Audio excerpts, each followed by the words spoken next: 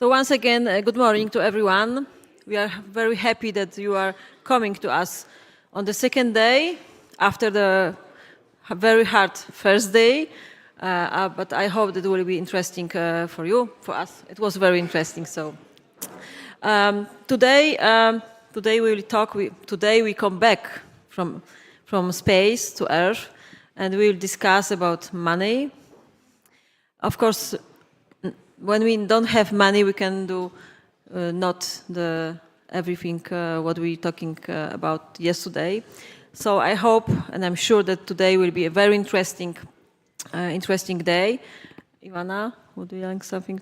Yes, well, of course, our heartfelt appreciation once again goes to the Malopolska Regional Development Agency for your generous support and contributions shaping the fabric of this event. And a big thank you as well, again, to the European Commission, ISMEA, DG GROW, and all partners of the ECCP for their unwavering support in organizing this dynamic gathering.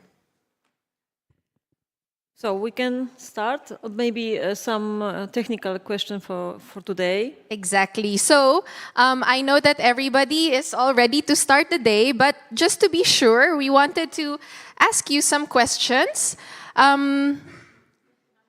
So yesterday, what was our code? It was CMRA +1. Today, our code is CMRA +2. So please join us on Slido. By scanning the QR code or entering the Slido code. Because we once again have a very serious question for you.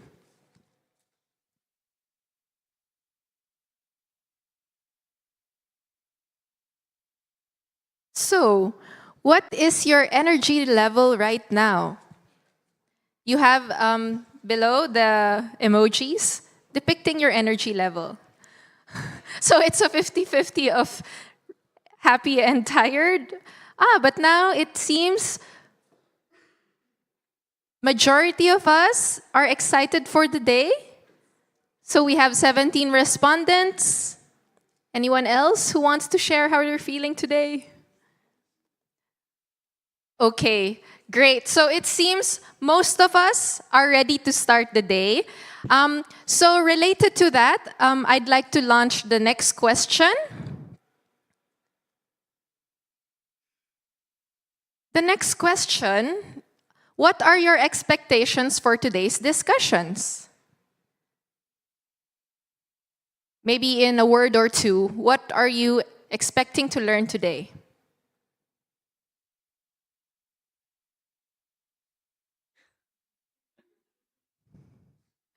Okay. So without money, nothing exists. But we have hope. Some financing mechanisms, collaboration options, smart city, some news. Hello, meaning... We have inspiration, Ivana. Inspiration. Very nice. Okay, but it seems majority of us wants to network some more and maybe through that networking, gain opportunities for financing mechanisms. So that is very interesting. Thank you very much for your responses. Then I think, Anna, I will turn the floor to you and we can get started with the day. Of course, it's a sign to start our third module, From Cosmos to the Earth. And with great pleasure, I would like to invite to me Magda Ribeiro Rodriguez from ECWA. Magda, the floor is yours and your guests. Thank you so much, Anna.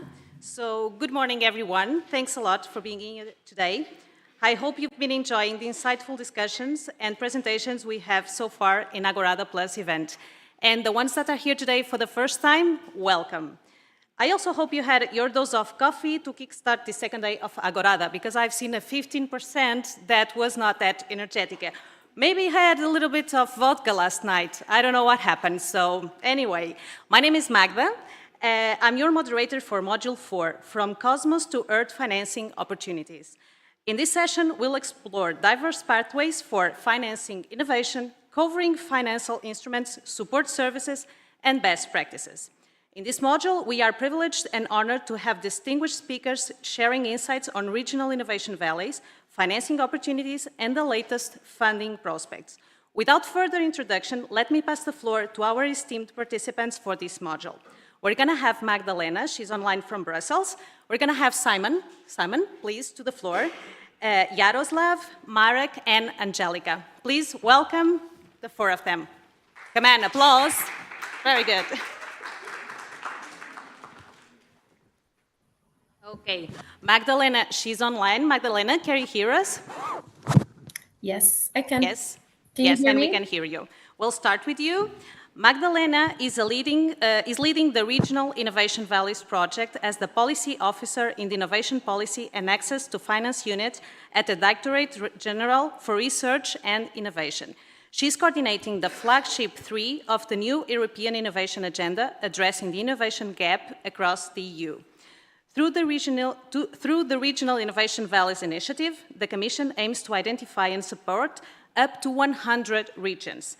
The goal is to strengthen coordination and directionally in research and innovation policies, fostering collaboration between less and more innovative regions. This initiative leverages existing industrial and regional innovation ecosystems, such as smart specialization strategies and Euroclusters. So welcome, Magdalena. The mic is yours. Thank you so much. Welcome, everyone. I will present to you the regional innovation valleys and hopefully some other funding opportunities that are coming for regions, but also other European innovation stakeholders. So I will start with the context.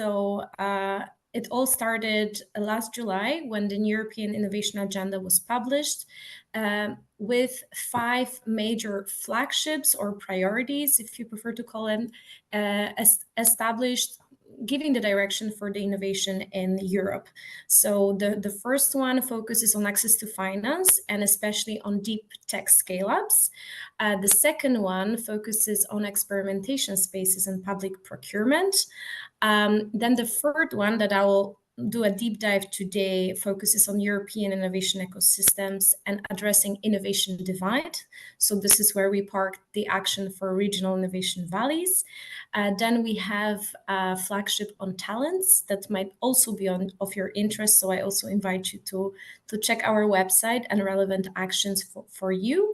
And the last one, we focus on improving policymaking tools, as we know that without a robust regulation, the innovation cannot flourish across the EU.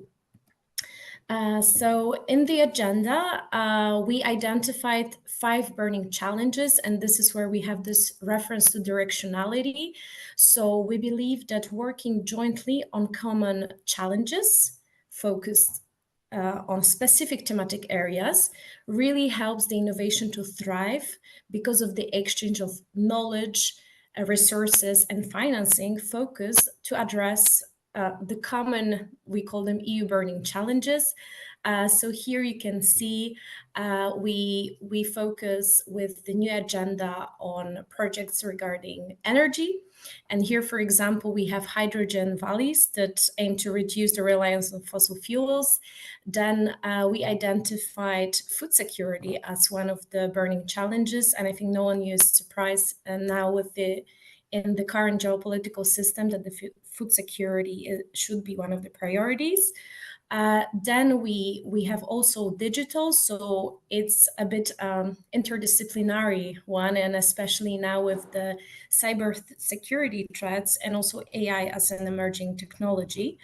Then we also identify circularity, yet again, another interdisciplinary challenge, but for sure important priority, and also healthcare.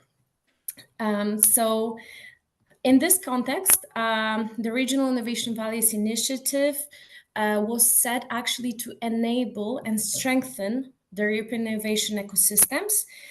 Here, I'll explain you in a bit, but we focus actually primarily on regional authorities, but also national authorities that should build a consortium based on less and more developed in terms of innovation performance regions.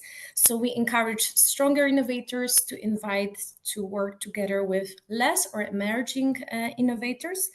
And then we invite them to work on the joint action plans in order to design development and employment of mature innovations. So here, first of all, we invite regions to collaborate with each other in terms of their public, let's say, capacity, but then also to design a cascade funding for their innovation ecosystem in order to develop real solutions, real innovation actions that will further go to the market.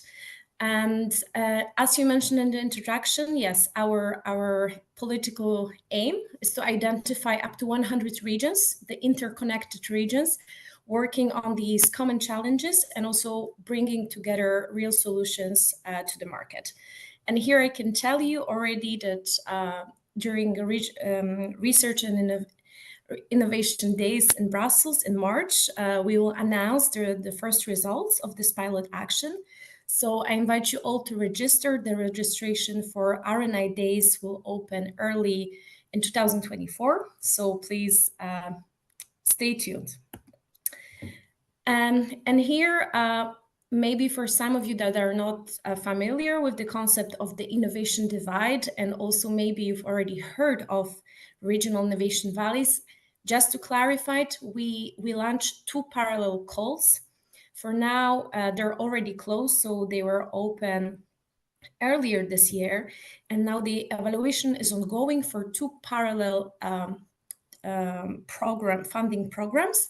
One of them is I3, so interregional investments under the Cohesion Policy Fund, and the other one is EIE, so European Innovation Ecosystems Work Program under Horizon. But here we designed them in a coordinated way, in the sense that I3 instrument that mostly targeted quadruple helix actors. So in the EIE, we target regional authorities. I3, they focus on really all the quadruple helix stakeholders. I3 inspired, let's say, took from the R&I policy this directionality, so this reference to the burning challenges. And we build actually all our call on the smart specialization strategies that you for sure know and work with if you represent the regional authority.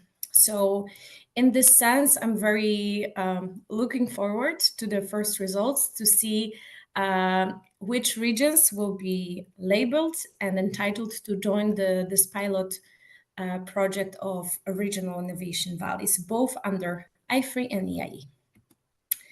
And here I've been told that you're very curious to learn about funding opportunities. So just to show you here on the Horizon Europe map, let's say, that the European Innovation Ecosystem Work Program is parked under the Pillar 3 for Innovative Europe. We also have in the European Innovation Agenda relevant actions under EIC, so European Innovation Council, and EIT, European Institute of Innovation and Technology. But here I wanted to show you, as I work directly on the European Innovation Ecosystem Work Program, further opportunities. So just to give you an overview, the first one actually that you might have heard of is a Women Tech EU scheme. It targets early stage women-funded startups. We already closed the call, but actually it will be a consortium that will be implementing the Tech EU scheme. So early next year, there will be a new call for women innovators across the EU to apply for these grants. And also as part of the scheme, we offer business acceleration services with the EIC Women Leadership support. So I warmly invite you to disseminate this information, because very soon there will be opportunities for startups within your regions. Then the ongoing evaluation for the 4 next ones is already in the pipeline. So we set the preparatory action for innovation ecosystem actors, experimentation spaces, and innovation procurement calls. So the results should be also available early next year. And here we also, as I mentioned, Regional Innovation Valleys results will be public in March next year. And here, as a heads up, I wanted to let you know about upcoming funding opportunities in 2024. We will launch a call for the African European Innovation Platform, also Startup Europe, as well as expanding academia enterprise collaboration, and then another support scheme for national and regional innovation programs. So please also keep an eye on Funding and Tenders portal. As a tip, I can tell you that very often FAQs linked to a call gives you already a very specific tips on how to build your proposal or in consortium. So yeah, here I only invite you also as let's say homework for you if you haven't discovered it yet, the matchmaking map. So as part of the ecosystem work and Regional Innovation Valleys initiative, we launched a call for expression of interest. So we know that not all of the regions were ready to submit their proposals in the first round of calls, but here it's, let's say, a tool for you to explore which other regions are interested in similar interregional collaborations. And when you click on a region, you can discover on which challenge, so make commitment, let's say they work on, linked to the 5 burning challenges, as well as you can find their contacts. So I already invite you, if you're not part of it, to actually contact other regional authorities available on the map and to see what next proposals you'll be able to submit under our calls. So with this many thanks, I'll stop sharing my screen. I just invite you to consult our website to also discover other actions under New European Innovation Agenda, and happy to receive any questions. Okay, thank you so much, Magdalena, very insightful. I have a question for you, okay? I would like to know, in your opinion, what are the concrete benefits and impacts of interregional collaboration in innovation? Okay, sure. So thank you for asking, because actually many regions ask us, like, what's the added value of them joining the Regional Innovation Valley Initiative? But in general, also other calls under the ecosystem work. So basically here we keep on referring to the values of the single market, and there are a few strands that you can really strengthen through the collaboration with other regions. First of all, it's access to market. So while inviting others to collaborate with you, you enlarge your end customers or also potential sales. So this is a direct benefit. Also access to finance. The Regional Innovation Valleys are designed also as a co-fund. So you receive 50% as a EU contribution, but then also you need to be creative and matchmake the remaining part of budget based on the other European, national, regional funding. So while collaborating with other regions, you can really learn about synergies and how to blend finance. And this is a new funding trend. So actually learning it already now will be only beneficial for you in the upcoming years. There is also a notion of access to skills and also knowledge, research. So when you enter in the dynamic of open science and open innovation, you're only gaining, because you can really matchmake your needs, but also your strengths with other regions. So that will be my short reply. I hope it's clear, but I'm also happy to take any other questions. Okay, thank you so much, Magdalena. For now, that's it. We'll have an option to do question and answers at the end. So thank you very much. And a round of applause to Magdalena. She's online, so she deserves it. Come on. Okay. Thank you very much. Thank you very much, Magdalena. And now let's continue with Simon. There he is. There he is. Simon is a dedicated strategist with 16 years of experience in regional development in innovation, clusters and ecosystems, and entrepreneurship and spatial policies. He has worked within consultancy, government, and regional development agencies. Currently, in the Regional Development Agency Utrecht, Simon is active on subjects like research, lobby, and funding strategies on local, regional, national, and European level. The RDA Utrecht region is a private company with public shareholders. It is focused on developing ecosystems, life science and health, smart sustainability, and digital society. They invest in startups and internationalization. Welcome, Simon.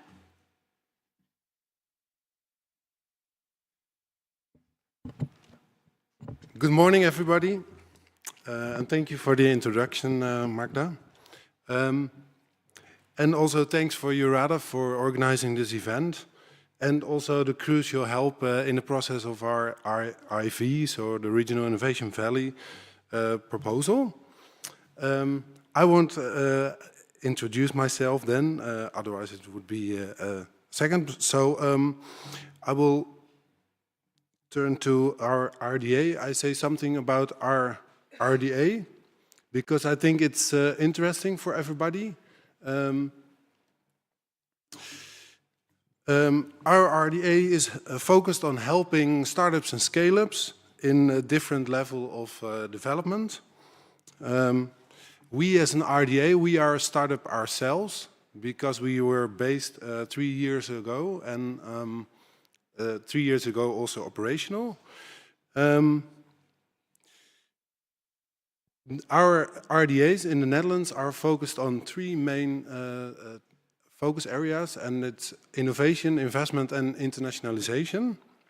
Here you see in the main focus areas what kind of things we do. So in innovation, we work on all kinds of projects just to bring entrepreneurship to the market.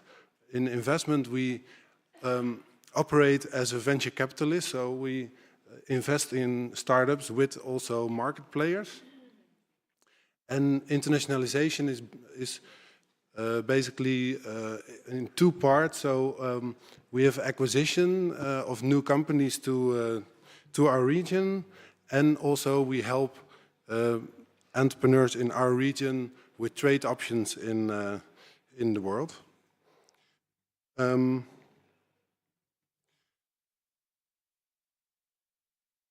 Then I will say something about the cost of the region innovation.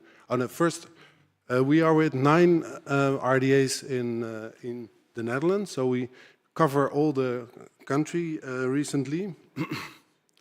We are the biggest investor in startups with the market. More than 60% who tracks VC realizes it with our funding. We did 810 innovation projects last year with the amount of 220 million. And we invested in 309 startups and attracted 180 companies worldwide.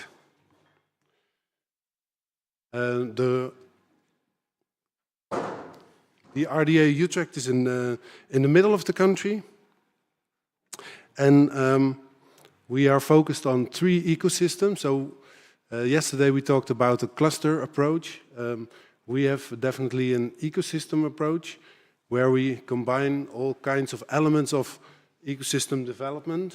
And we targeted in 3 areas, so healthy people, healthy environment, healthy society. Healthy people is the life science and health ecosystem. Healthy environment is the smart sustainability ecosystem, and healthy society is like the digital transition and digital society. As RDAs in the Netherlands, we've become a trusted party for the Ministry of Economic Affairs, also to translate policies into execution for entrepreneurship and innovation. So let's say something about our IV challenges and experiences.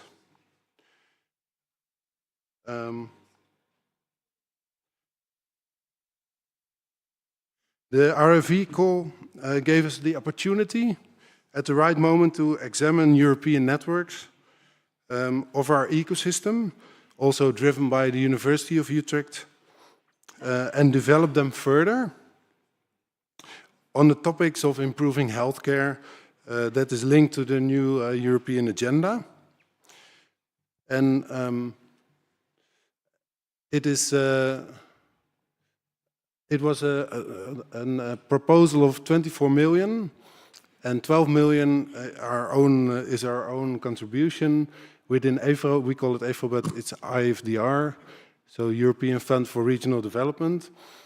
And the project is called Spring, with the I for innovation in the middle, and the letters of the countries that are inside the collaboration. So Spain, Portugal, Romania, Netherlands, and Germany. We had 3 content or work packages and 2 learning, really top-of-the-bill learning work packages. And we are, as Utrecht, we are a leading partner.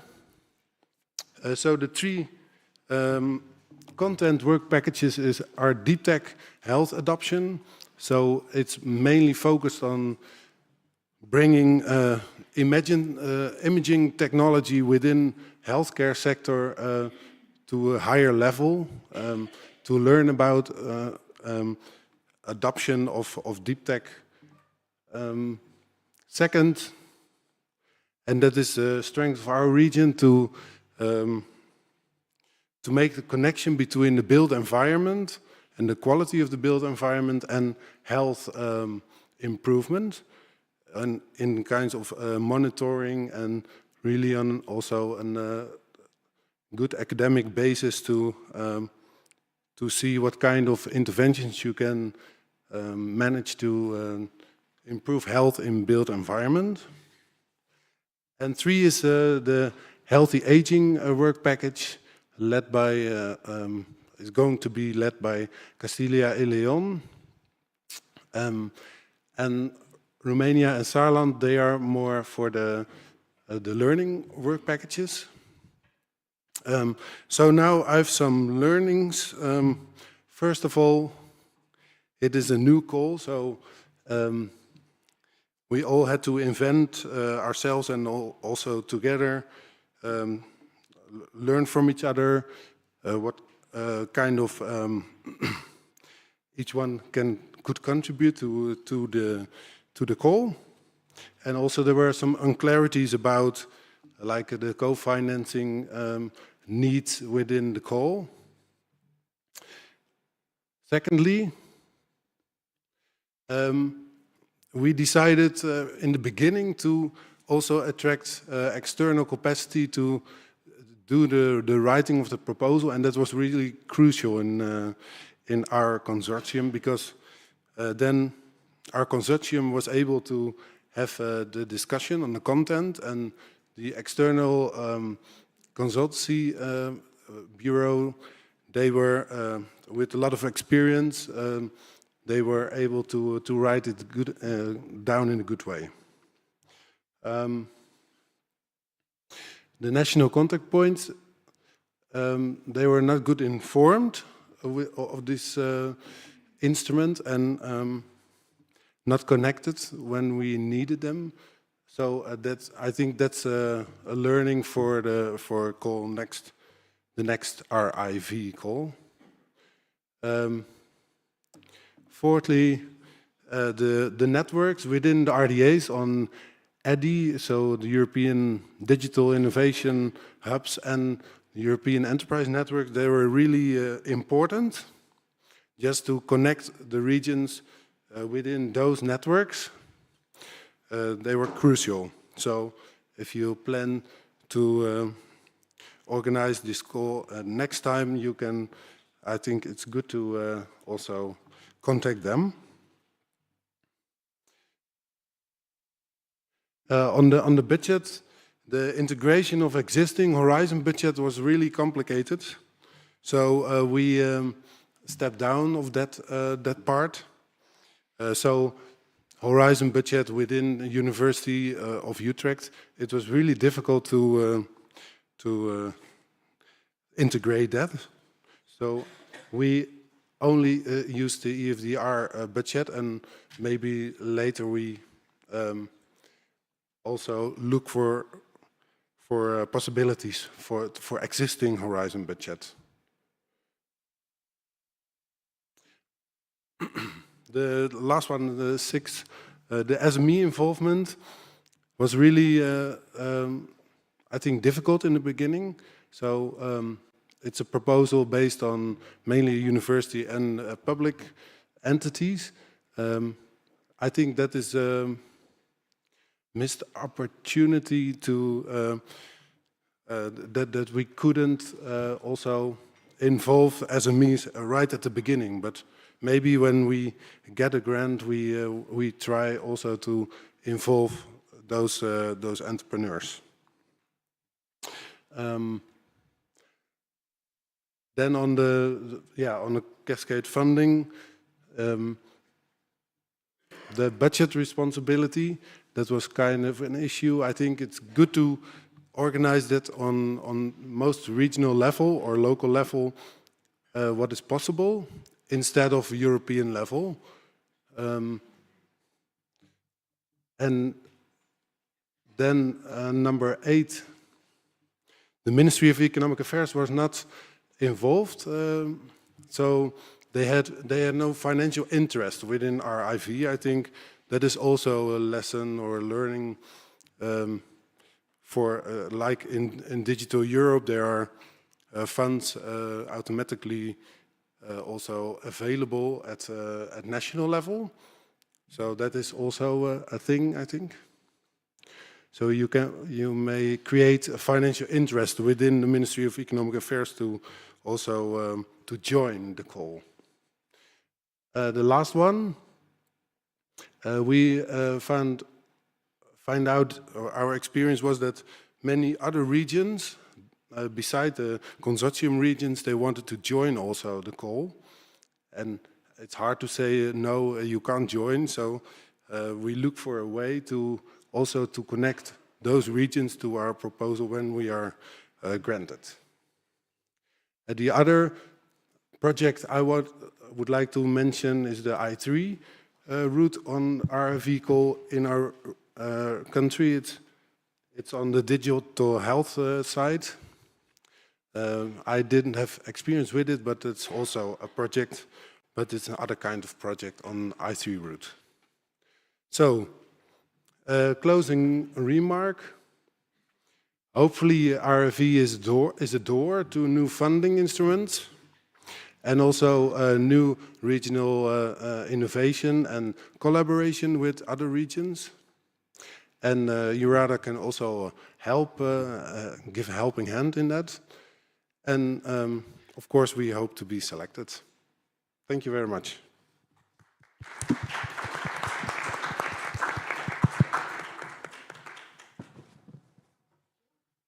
Oh, you can tell who's from Portugal and who's from the Netherlands. Anyway, thank you so much, Simon. I also have a question for you, okay? And what are the steps and possible obstacles for new interregional innovation projects? That is, are there any tips for regions that want to apply for the second edition? Yes, let me say a few things on that. I think there's a little contradiction in applying in this kind of project. Utrecht is leading, and I forgot to say we are this year #1 competitive region in Europe, so that we were proud of it. Congratulations. And that was also the cause to go for this call. But as a leading region, we don't have all kinds of funds available. So for instance, we don't have access to joint transition fund or, like I said, like Horizon funds to incorporate. But we do have the ideas and the power to bring projects further. So in regions that are less developed, maybe there are funds and there's money, but not the power to bring projects further. So there's a little contradiction in it. And together maybe we can solve it. And two, let me say, do your homework first. I think it's crucial to just to formulate ambition and organize on the background the ID, the project ID, and also the co-funding, and then look for partners. That would be my advice. And the last one on that is it's important to involve businesses in it. I think it was my point. And we, in our consortium, from the beginning we had a lot of energy, so that was really driving our proposal, I think. I heard of other consortiums that sometimes it's difficult to get the energy in it, so let's work on that part also. Okay. Okay, so thank you so much. If you have any questions, you can drop him a line. So you just said is the best one, so feel free to do it. Magda? Yes, we do have a question for Magdalena from our Slido. We received this question. I believe Magdalena is still online. So the question is, okay, perfect. Not only regions applied to the call for interest to become a regional innovation valley. Is there a list of those actors? Yeah, can you hear me? Yes. I mean, so yeah, the regional innovation valleys really targets regions. So this is what we also tried to clarify, and we indeed couldn't put on the map the other stakeholders. We of course have this data. If you find it would be interesting to explore and showcase these other category, I can check it internally. But for now, because not to create further confusion, we decided not to put other stakeholders on the map because of this really target audience that we have under regional innovation valleys, which are regional authorities. Perfect. Thank you very much, Magdalena. Okay, any other question for Magdalena? No? Because apparently Magdalena has to leave now, right? So if you have any questions for her, shoot. It's your last chance. No? Okay. Yes? The mic is on your way. Thanks, Giacomo. Thank you, Giacomo.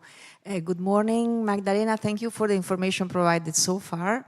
There's a lot of expectation on the future of this Regional Innovation Valleys operation, let's say. Shall we expect further calls next years? Do you have already a plan or not? Thank you. Yes.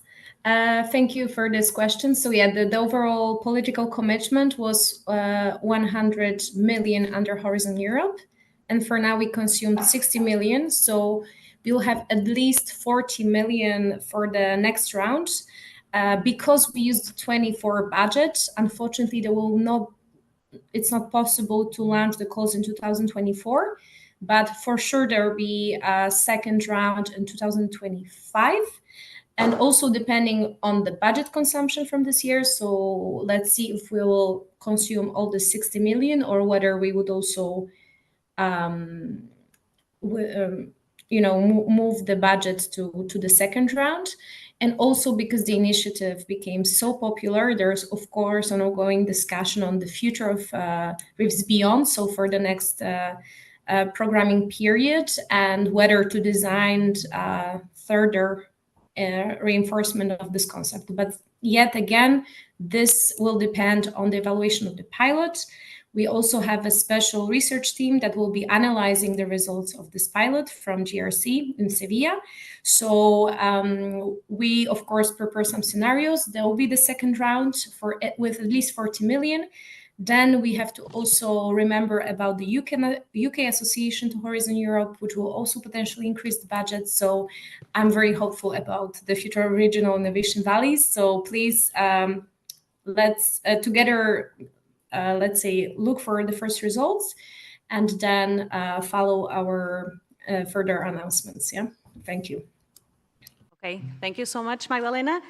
And now we move on to the next speaker, is Yaroslav. Yaroslav is a technology broker at the European Space Agency. In Krakow Technology Park, it supports companies and startups, especially the ones involved in the space sector. His experience in project management spans over a decade and more than 5 years in developing startup projects. Jaroslav helps to understand that space technologies are nothing more than innovations that can find many applications useful here on Earth. So welcome, Jaroslav. Thank you, The Magda. floor is yours. Morning, everyone. In Krakow Technology Park, we generally support companies on every stage of development, from very young startups to very huge companies. But today it's time to say a little bit more about the space sector and how we can support them regionally and internationally. Can I see the slides? Sorry, my fault. So, space, very challenging environment. If you think about space, we think that everything what's built for space has to meet high expectations. But everything what was built for space can be used also here on Earth. And thanks to this, you can use technology transfer and use the same technology to grow some solutions and implement innovation here on Earth. And I would like to tell you a few examples just to tell you how it can be transferred, and sometimes it's not so obvious that something can be transferred from space. And here you've got example of technology. This is a device which can measure the movement of your eyes, and the same device in the weightlessness environment. And the same device is using in the laser correction of the eyes to check where your eyes is located 1,000 times per second, and thanks to this, the laser knows where to hit your eye. Probably without that kind of solution, the laser correction wouldn't be possible. The second one is the whole foundation, the whole program dedicated to life science, biotech. If you are familiar with this area, it's very interesting project, and it's worth to check the Melissa Foundation. It's everything connected to producing food, water, and oxygen from waste. Another very good example, I really like this one.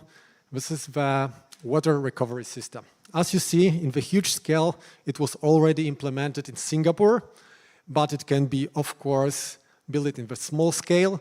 But the origin of this technology is from International Space Station. As you see, maybe I'll move a little bit. As you see, this is the machine which is located in International Space Station.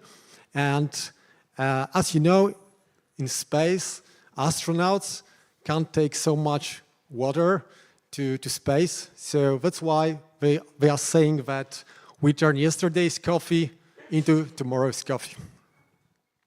Okay, but how can we help you as brokers in Europe? I'm a broker in Poland, but you can also find few brokers in Europe. I'm in Poland, a lot of brokers are in Europe. And what we do, in general, we support companies which are looking for support. If you are looking for innovation, technology, which can be taken from the space, maybe you don't know it can be from space, but you are looking for innovation. Or if you are a company, a space company, which can deliver some solution, can be used in the other areas, you should definitely talk with technology brokers. And at the end of this process, you can deliver some improvement of process or technology in your company, or you can build totally new solution, totally new startup or a product in your company. And how can we help you as brokers? Generally, we support you to connect recipients and providers of technologies. We can connect you and give you access to ESA specialist, ESA technology transfer office, to the whole network of ESA business incubation centers in Poland and in the whole Europe. It's a great source of startups and solutions, and of course to the whole brokers chain. The main important part is, of course, we help you to get finance for transfer technology. And we support facilitation process. And at the end, if you reach your goals, we help you, thanks to ESA channels, promote your success. How it looks like? First phase, if you fill the application and you pass it, you have to build a prototype. Mainly, this is the main goal. You have 6 to 12 months to build a prototype, and thanks to 75k euro, you can build it. We hope so. You can build it faster, and you can deliver something what can be commercialization in the future. What can be important? But if you are a small and medium company, you have to give your own contribution. It's 20%, and if you're a big company, it can be 50%. And the second stage, if you reach this level and your prototype it's on the right level of implementation and have a promising view to commercialization, the second phase is 150k euro, and you have another over 1 year to commercialization of this process.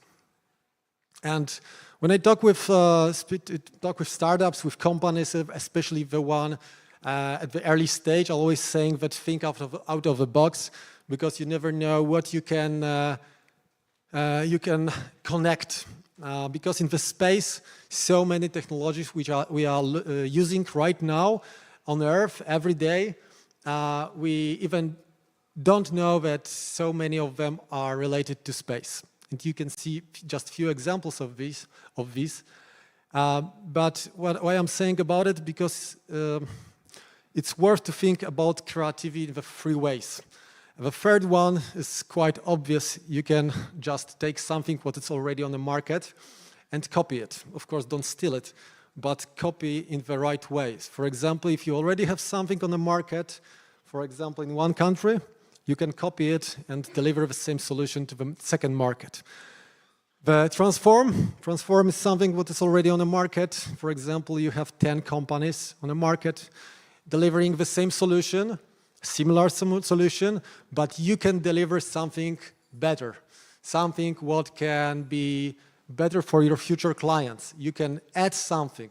You can build something similar, but better. Thanks to this, you can transform something. But the last one, that combines things. Think about it like the circle is what you know, what's your knowledge. Here we have a lot of experts, specialists. You all are experts in something.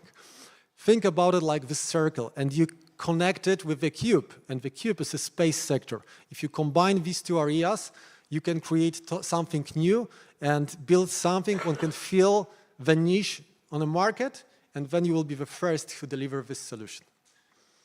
And at the end, I would like to encourage you, because the investors in Europe put a lot of effort to invest a lot of money in the right companies, and a lot of them are related to space, as you see on this chart. In general, €1 invested in space sector, it's 4 times return on investment.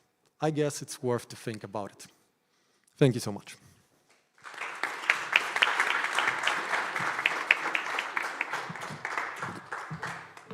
Okay, thank you so much, Yaroslav. Very interesting.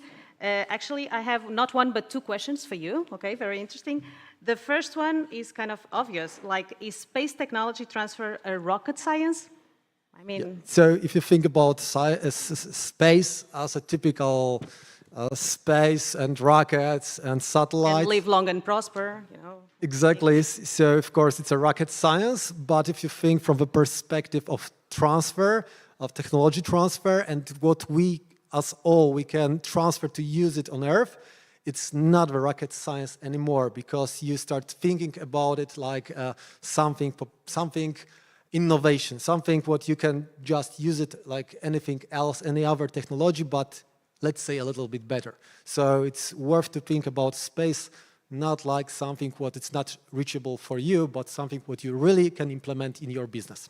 Okay, and the second one, who can apply for grants and collaborate to develop a prototype?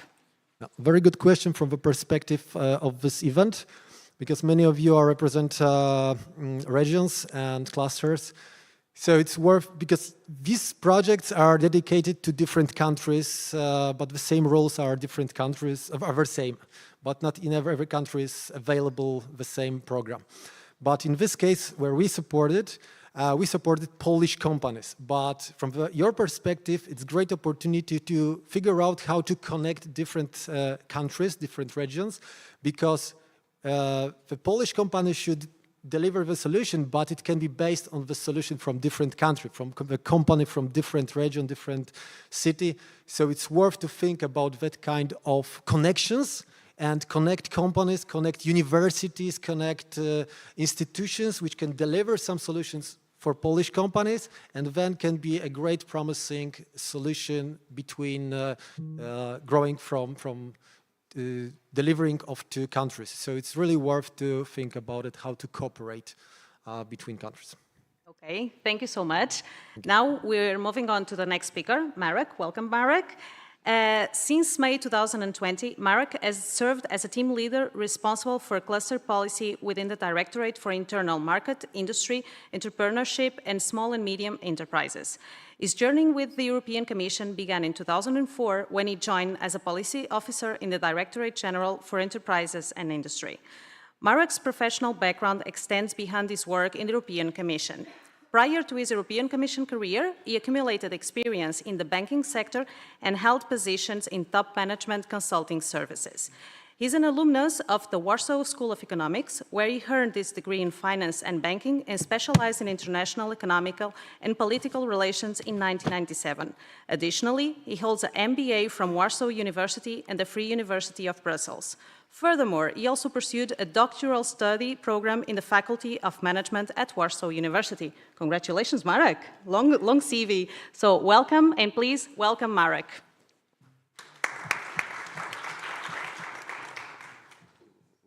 When I provided my CV, I didn't expect this to be read out, but okay.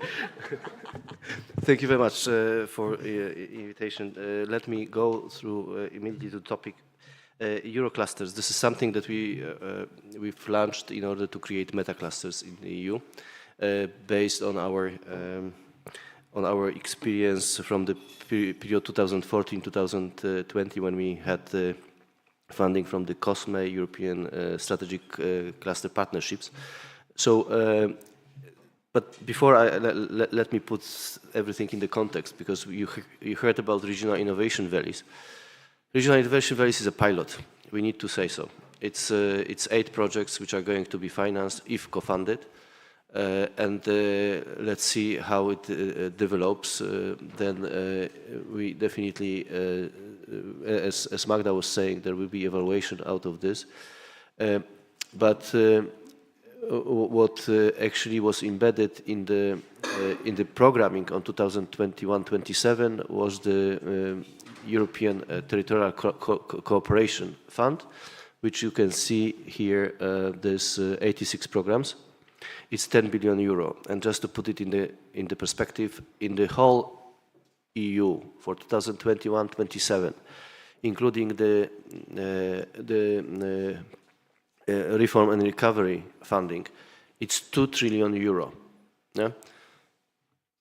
Specific for interregional collaboration is basically this. So it's really peanuts in all the budget in order to integrate all the European actors in a common project. So this is very, I stress it because this is really precious instruments which are leading to collaboration and building really the EU and building the EU integration.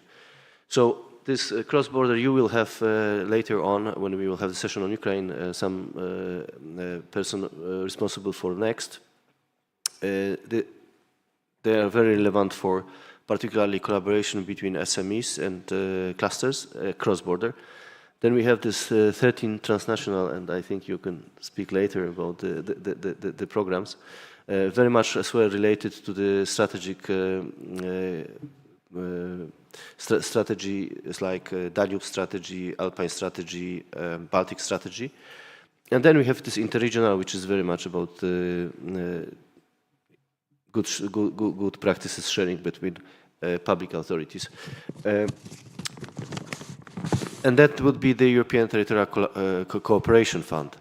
And then we go for European Regional Development Fund, which we managed to have this year, in this 2021-27, the Interregional Innovation Investments. Not, I don't know if you referred, the colleague from Netherlands, to this I3 route, because it can confuse people.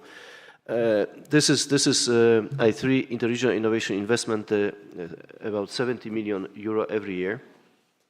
There are two strands. One strand is exactly about bringing collaboration between usually top innovation regions.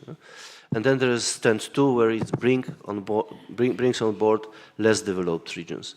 And honestly, when we had the last call, we had 54 applications. Still, there is a big scope and opportunity, particularly for less developed regions and countries, to participate, because there is no so much uptake as we could have expected. So there is a big opportunity in this area, and there is right now open call for so-called Strand 2B, which is on capacity building of these less developed regions in order to be able to collaborate with the more developed regions.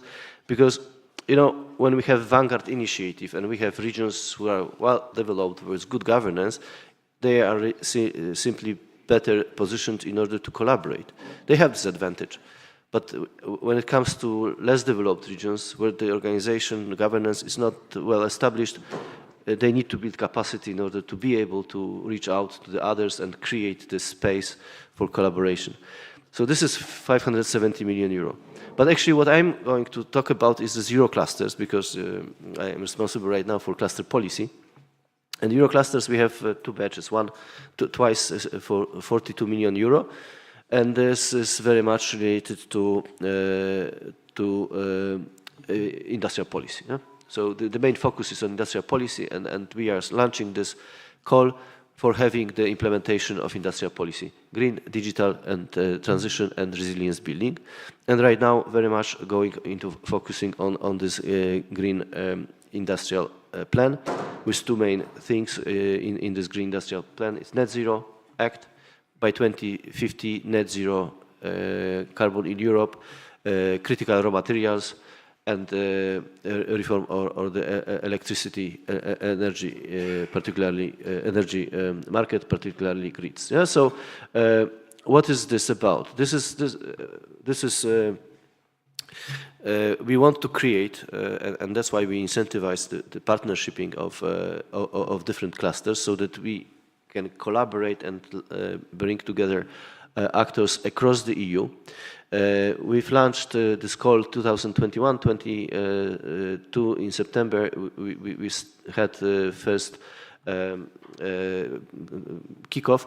And we have 30 partnerships. 171 partners are in there from all over Europe in dealing with a range of different topics. It's very much bottom up. It's not imposed, but it's what is coming from the market. So you can have the valorization of cultural heritage in buildings, or you can have biomedicine, or you can have e-mobility here. Just very much a range of things which are at the end of the day in line with this directionality which you heard about. The only problem, issue, challenge, I would say, that in this out of this 171 partners, there are only 3 from Poland, and I think for the size of the Poland, it's very disappointing still. So there's a big, then Małopolska is not in none of them. So this is a big challenge for our Małopolska clusters, national clusters, to participate in the next call, which we will launch.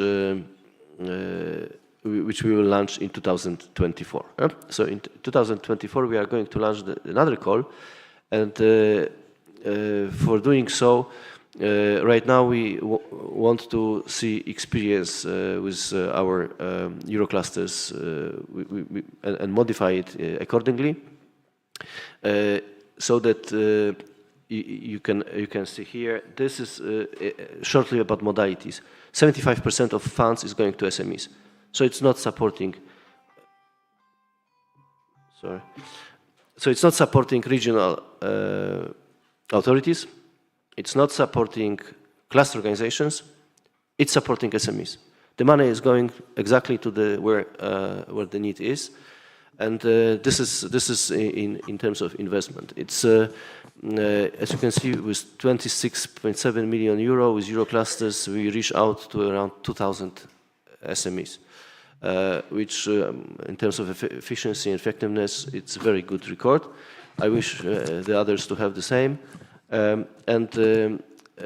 We have as well in this 25, this is very much efficiency of the cluster organizations, that they are bringing the horizontal support in terms of market research, in terms of analysis of mapping of the value chain. So I encourage you, because there is a range of different calls for SMEs.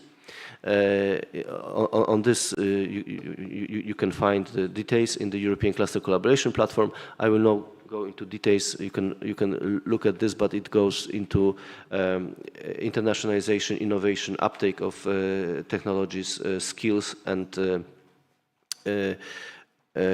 communication of what you've achieved. So basically, I invite you to look at this. We will launch the call in autumn next year. Before we will have cluster talks on this, and I would like you to, this is our objective, that we create meta clusters. We hope that out of these 30 partnerships there will be meta clusters established, and like Silicon Europe will be very strong, linking the clusters in specific fields together. I encourage you as well to look at our toolbox on interregional innovation, where we clearly give some indications about how to create governance of interregional collaboration, and look at the projects not from the perspective of having the project and finish, having 3 million euro for 3 years, I'm happy it's finished, but having something which will last, is sustainable, can create value for EU economy.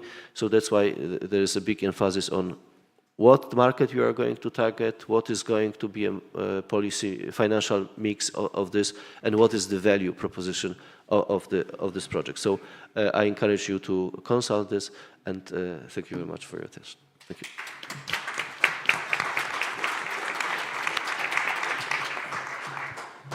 Okay, thanks a lot, Marek. I also have a question for you. What benefits can Euroclusters offer to regions that have a small number of clusters, in your opinion? The interactions between regions where are more developed as well, they have quite a number of clusters, with the regions where are developing the cluster policy or still gives already learning opportunities. Huh? So it can give not only learnings, but as well give the opportunity for the members of these clusters in the certain regions to consolidate. Yeah, and we have examples of different, very much merging right now cluster policies. I will give example of Yashi, for me, a good example of dynamic development, like 10 years ago and now, of cluster policy, how they are like very easily now being linked with the European cluster community, because they were involved, and they are starting to be involved more and more in the international, in the regional collaboration. That's why I encourage really the Polish clusters to take this challenge and start collaborating with the EU clusters, because maybe you don't get the direct funding benefits immediately, but in the long term, it creates you the capacity that you and your companies are becoming more competitive. So we see a big gap in uptake of the direct funding from Central Eastern Europe and less developed regions in general. Maybe structural funds are crowding out this willingness to collaborate with each other and to reach out to. But I think after 20 years of being the membership, to be a member of the European Union, with the way it seems to develop and discussions are going, more and more Polish clusters, Polish companies should look into getting into the direct funding of industrial policy, of research policy.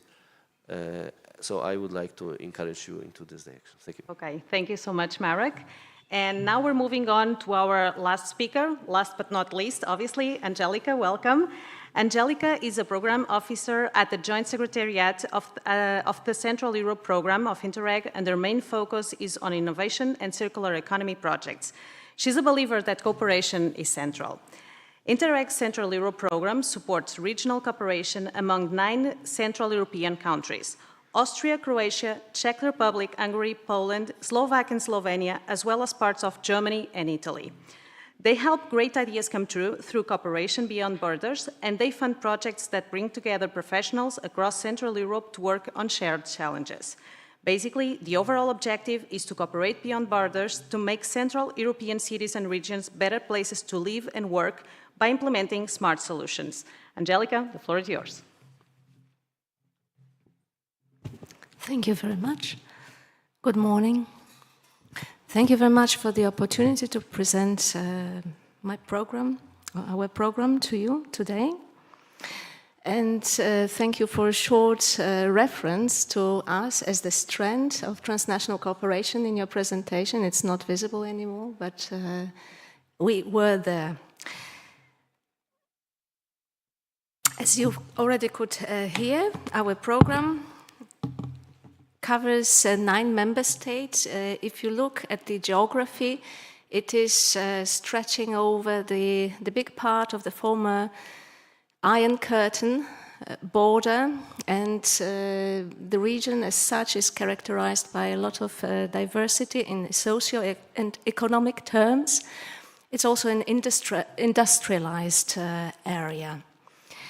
We have 9 member states, 4 priorities, which are then broken into 9 specific objectives. The total budget, or ERDF budget, available for projects is 224 million euro, and the co-financing rate is at the level of 80%. We have got 4 priorities. Priority 1 is called Smarter Central Europe and is called Innovation Priority, where you have 2 specific objectives. One related to capacity, strengthening innovation capacities, and the other one strengthening skills for industrial transition and smart specialization and entrepreneurship. But innovation is something that is horizontal for us, so also in other program priorities we expect innovative projects. Under priority 2, for greener Central Europe, we have several areas of focus. We have, for example, energy transition to climate neutral Central Europe. We have resilience to climate change, so more or less about climate adaptation of our program area. Then circular economy, safeguarding the environment, so a lot of biodiversity projects, as well as greening urban mobility. We have one rather small priority devoted to transport, with a focus on peripheral and rural areas and improving transport connections between them. And the last one regarding strengthening governance in integrated regional planning or development. We have now at this moment 53 projects running. These are first call projects. And here you have got examples of some of them. These are 4 examples from a specific objective 1.1, in fact. But we have, this priority is very popular with our stakeholders. And if you look at, for example, priority 1 and priority 2, of course, there are more specific objectives. But if you look at the number of proposals that are submitted under priority 1 and the number of specific objectives, they're And the same for priority 2. You could see that there is a lot of interest, especially in this priority 1, innovation. You can see here that that thematic scope is rather broad. We have various sectors that are addressed through our projects. It can be healthcare sector, it can be elderly people, home care, it can be preparing advanced manufacturing or manufacturing companies for future based on principles, on digital solutions for their manufacturing and sharing economy principles and green and circular economy principles. We have several projects throughout the program related to food sector. Here in this one, Food for CE, we have got collaboration of actors from 2 different sectors, logistics and food sector. But we have also projects like bridge monitoring using real-time data and digital twins. We had in the previous, to make a kind of link to the sector in focus for this conference. In the previous program, we had a project which was dealing with strengthening resilience of cultural heritage against the risks related to climate change and through the use of satellite data from Copernicus services for elaboration of risk and hazard maps. So there were some attempts to use these space technologies for our program area, for the benefit of the program area. And this was, in fact, a 4th project, which was a capitalization project. I will come back to it later on. What are capitalization projects for us? At this moment, we are waiting for the results of the assessment of the 2nd call, and decision on which projects will get funding will be taken early next year, on the 31st January or 1st of February next year. And at the same time, the decision will be taken regarding the number of our future calls. If the member states come to the conclusion that we have thematically covered already with 1st call and 2nd call proposals, thematic scope or what we have planned for ourselves, then there will be 2 calls. If they come to the conclusion that there is still a need for covering some topics, then there might be a standard call like we know so far, but it would be a gap closing call for us. What is known for sure is that we will have a call for small places. This comes from the regulation. We are obliged as a program to have such small projects call.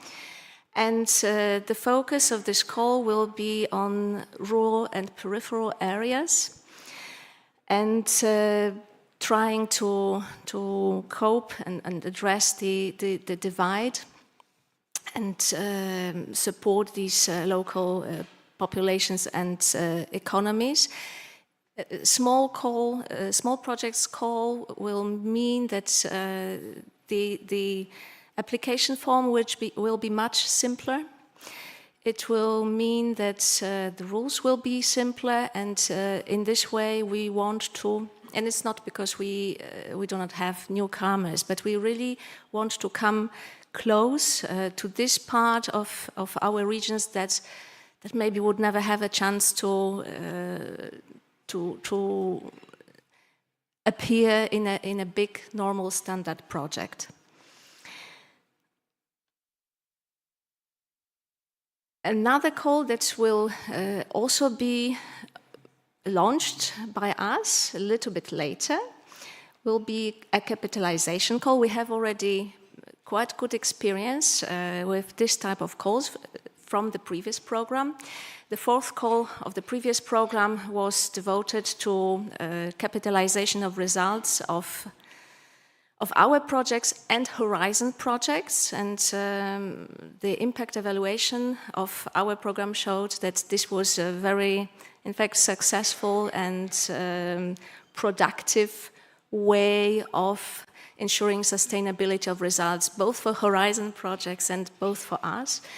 And one of such projects, Dynaxability for 4CE, was in fact a couple of weeks ago awarded with Regio Star.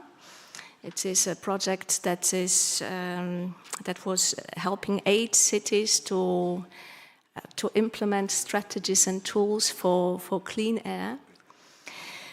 And in this new call, in this new program, we want to keep up the principle, so capitalization not through promotion of the same things that we have already done, but through capitalization, through producing something, let's say, new based on what we've had. We had this combination in your presentation, that it's not replication, but it's rather combination. And here the focus will be, in all probability, this is the vision we have right now, on these border region problems. Central Europe is crossed by 15 inner borders that hamper functional flows, but also the development of the region, the area. There are also inner borders between different levels of governance, for example, in some countries. And many of these areas are, and in fact, the problems of these areas are addressed in 20 cross-border programs that are operating. And we would like to, and these programs are quite often operating as islands. So they don't know that much about what the others are doing. And we would like to bring their experience to a transnational level and facilitate maybe this further replication and rollout of their solutions to other cross-border regions tackling similar problems, and roll out our solution to them, to these regions. But as I said, this is a little bit. This call will take place a little bit later. At this moment, throughout this year, we will be carrying out several analyses and surveys with authorities from regions, various stakeholders, also CBC stakeholders. And then we would like to also open a kind of forum after these consultations and surveys to consult with further stakeholders the ideas we have and the vision, so that we really pinpoint the right topics and the most important issues. That would be it from my side. Brief, I think, in a nutshell.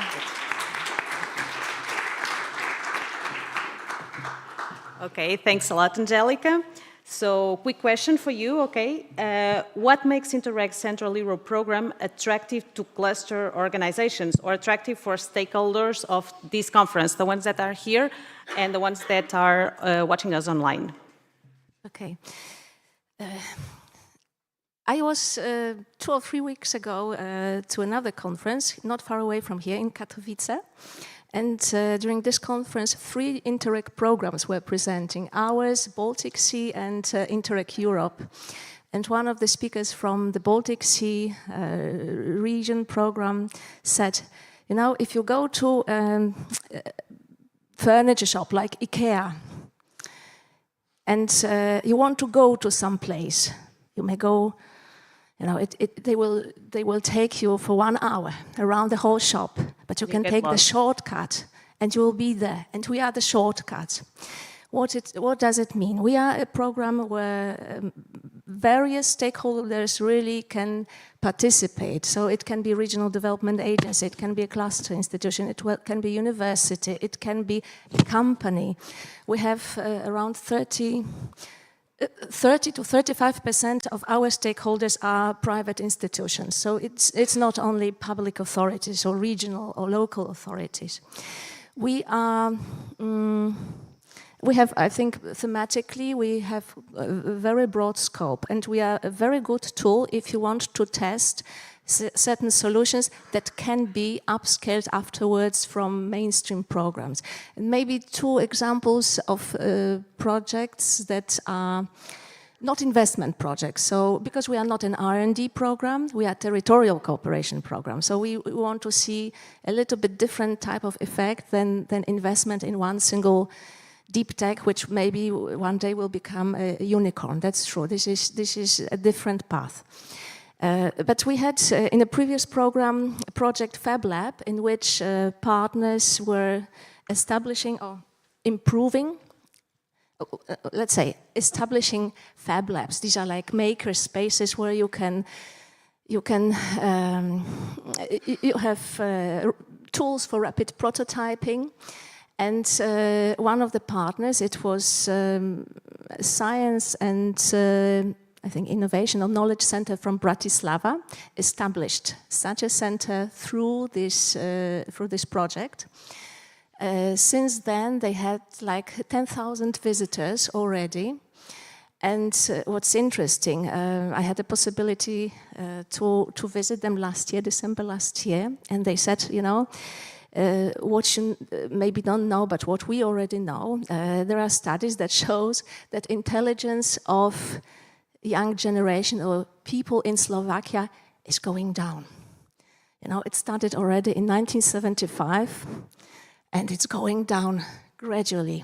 I don't think that it's typical of Slovakia. I think it probably could be also observed somewhere else, but the reason for it was that our media consumption is so big that our hormones in our brain are changing the structure of our brain. We are not anymore intelligent, and in 10 or 15 years, this general average level would decrease by 15% or something. And they see this structure, this specific Fab Lab structure as a tool to combat this trend. And they are planning to establish a whole network in the whole country so that an average child or teenager doesn't have to travel longer than 27 kilometers to have the possibility. Because they say if you create, you are becoming a maker, you will not be unemployed in the future. And the second example is from a different project. It was yesterday mentioned in the Hungarian presentation, MLab. It was a project, in fact it is a digital innovation hub. That was, the idea was discovered by Panon Business Network, which is running this hub throughout one of our projects, 3D Central.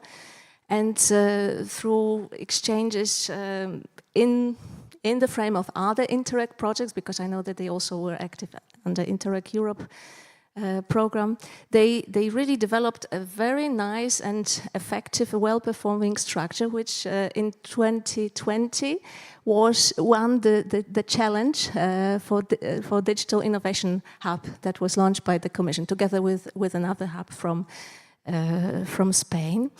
But of course this was in the frame of a project where several other partners were also working on improving their performance and establishing such digital innovation hubs so that they could become European digital innovation hub. And in this way they could also access funds from Digital Europe program. So in fact this was a flow, several stage development. So, but showing that even if you do not have investment, that you can afterwards upscale from national programs, you can also use these like softer projects for gaining a lot of funds and ensuring development. Okay, thank you very much, Angelica. Now we're about to finish, but given the importance of the subjects addressed in this module, I encourage you to take this opportunity to gain a deeper understanding on the discussed subjects. So our speakers are here not only to share their insights, but also to address any questions or uncertainties you might have. Your questions are welcome, so please don't hesitate. Who has the first question? I know I've already asked the most interesting ones, but go ahead. Okay. Martijn, right? Yay. I remember you. I'm impressed. Even the pronunciation was good. I have a question to, it's your name, Jaroslav? Yeah, thank you.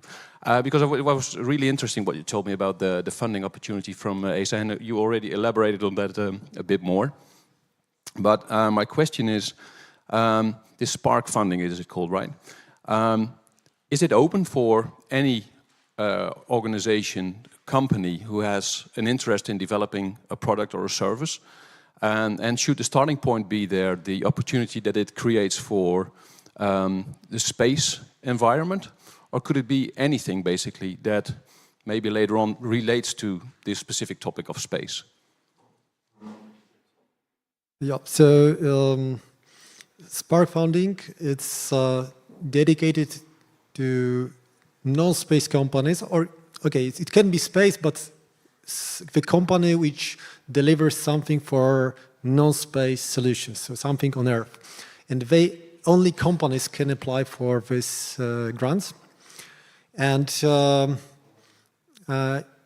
first of all, it's also available in different countries. So it depends, of course, not everywhere, but in few countries in Europe it's also available, not only in Poland.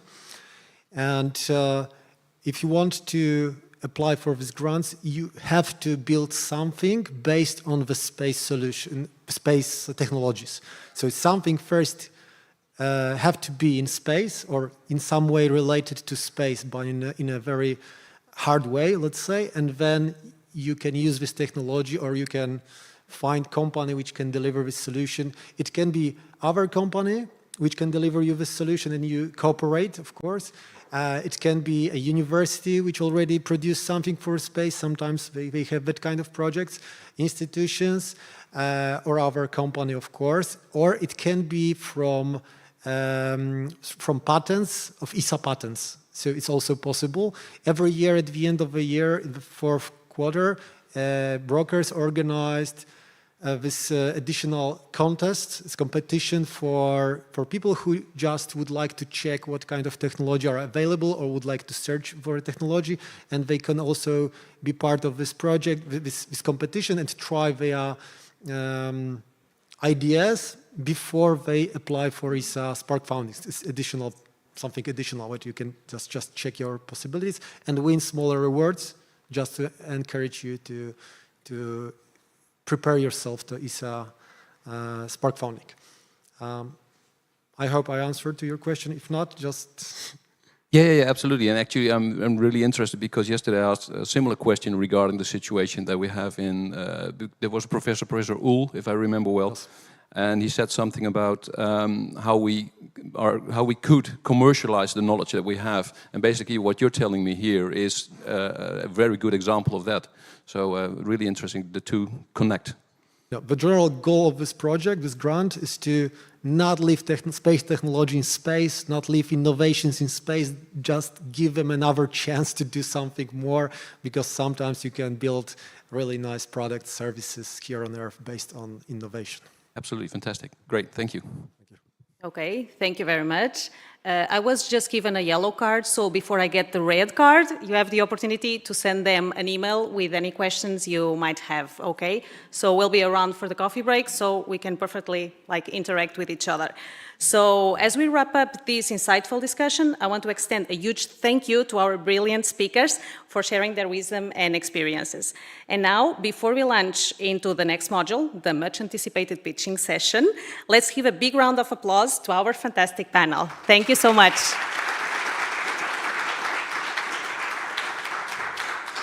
And I don't know, Giacomo, the floor is yours.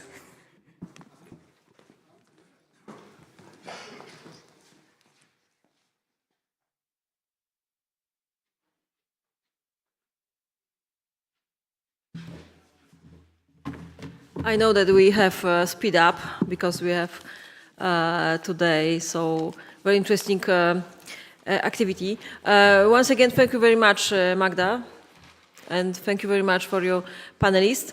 Now, like Magda said, we have pitching session, and so I give the floor for Giacomo from EURADA. Giacomo, the floor is yours. Maybe one technical question. Once again, I would like to repeat that all our presentation will be available via event page from ECCP. Thank you very much to both Magda and Anya for introducing me. So this is Giacomo Frisanco. I'm working at EURADA as like a manager responsible for membership, policy, and communication department. If I recall well, this morning during like this first slide question, we said that the two most interesting topics for you here in the room were like financial mechanism opportunities and networking. So the purpose of this session is to slowly moving from the financial mechanism towards the networking opportunities.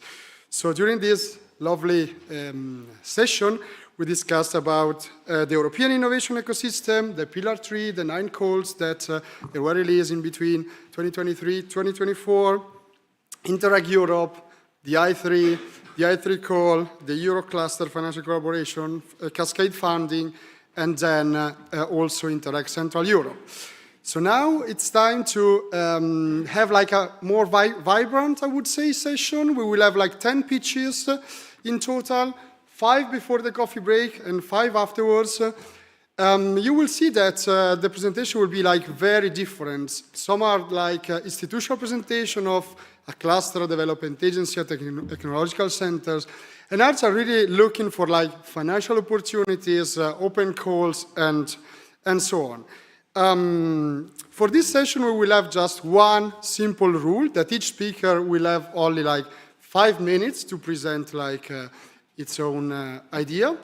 And for those who don't know me, like in the real life, not only I'm working at EURADA, but I'm also like a football referee. So for this session, I prepared like 2 special yellow cards for our speakers. The first one is like 2 minutes. The first yellow card. The second one, it's 1 minute. And in case you use more than 5 minutes, you will see me shouting, "Stop the count," as someone else already tried to do in the past. So, without no further delay, I would like to invite on the stage our first speaker, but Jip, you can present better than me.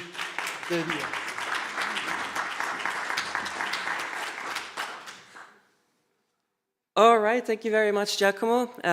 Indeed, my name is Jip Lensen. I'm a project officer at EURADA, and I'm very proud that we are partners in the Climax project, which is a pivotal project for regions to build resilience against the impacts of climate change. It is a Horizon Europe project, and today I will present to you an open call that we are launching. It's actually launched in the beginning of this month. It will be open until the 8th of March. We will have a second open call in 2024. Please go to our website if you're interested in seeing when that opens. The idea of this project is to support 60 regions, both technically but also financially, with an amount up to 300,000 euros for a 22-month lifespan. And the idea is that we assist the regions in conducting climate risk assessments. This we do through our toolbox that we launched and is available online. And if we go to the next slide, we can see who's actually eligible for this initiative, let's say. So it's mainly public bodies, such as regional authorities and local governments, but it's also non-profit entities that are advocating for regions who are vulnerable in climate risk adaptation. As I mentioned before, the main aim of this project is to help the most vulnerable regions in adapting to the risks that climate change poses. We do this by providing them with the tools to create active climate change adaptation strategies and risk management plans. These are available on our toolbox and on our platform that we have just launched, where you find all the information necessary to jump into this project and join the climate revolution. On this platform, which is very user-friendly, by the way, may I say so myself, you can find all the tools you need. There's a guide for applicants, FAQs. Of course, there's the registration form that you can find afterwards when you receive the slides. Feel free to click the URL and you'll get there. But also the framework and the toolbox are pivotal when you are creating your proposal. Also, we have a support office where you'll be able to ask any question you have. We will answer your queries with special care. And last but certainly not least, we invite you to attend our informative webinars. These webinars are not only a way for you to gain a more inside knowledge into the project, they're also a way to build a community of climate resilience, interested speakers. Okay, I have 2 minutes left. Okay, so the most important thing for now is to register for our next webinar. In this webinar, you'll learn everything on how to apply for this open call. The open call, as I mentioned, is open till the 8th of March, which, considering the Christmas holidays, etc., it's really time to step in now. So please register for our next webinar, which is taking place on the 16th of January. So, in essence, Climax is a very good opportunity for communities and regions to build climate resilience. It is not too late to join our climate revolution, and please do so by subscribing to our newsletter and go to our website to keep in touch. And I'm looking forward to continuing our discussions there. Thank you all very much for your attention.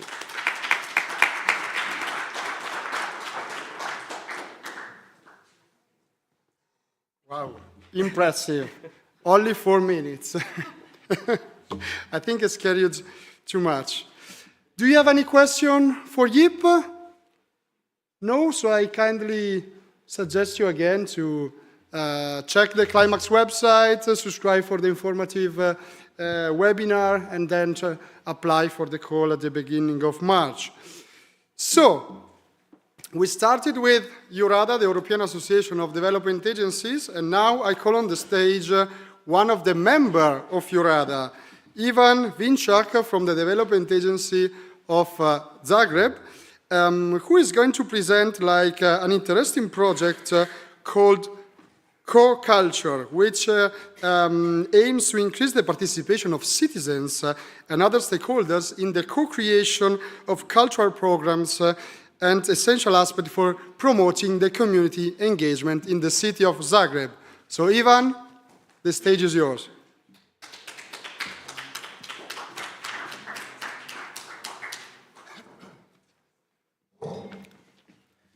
Good afternoon, everybody. Hi, thanks, Giacomo, for the introduction.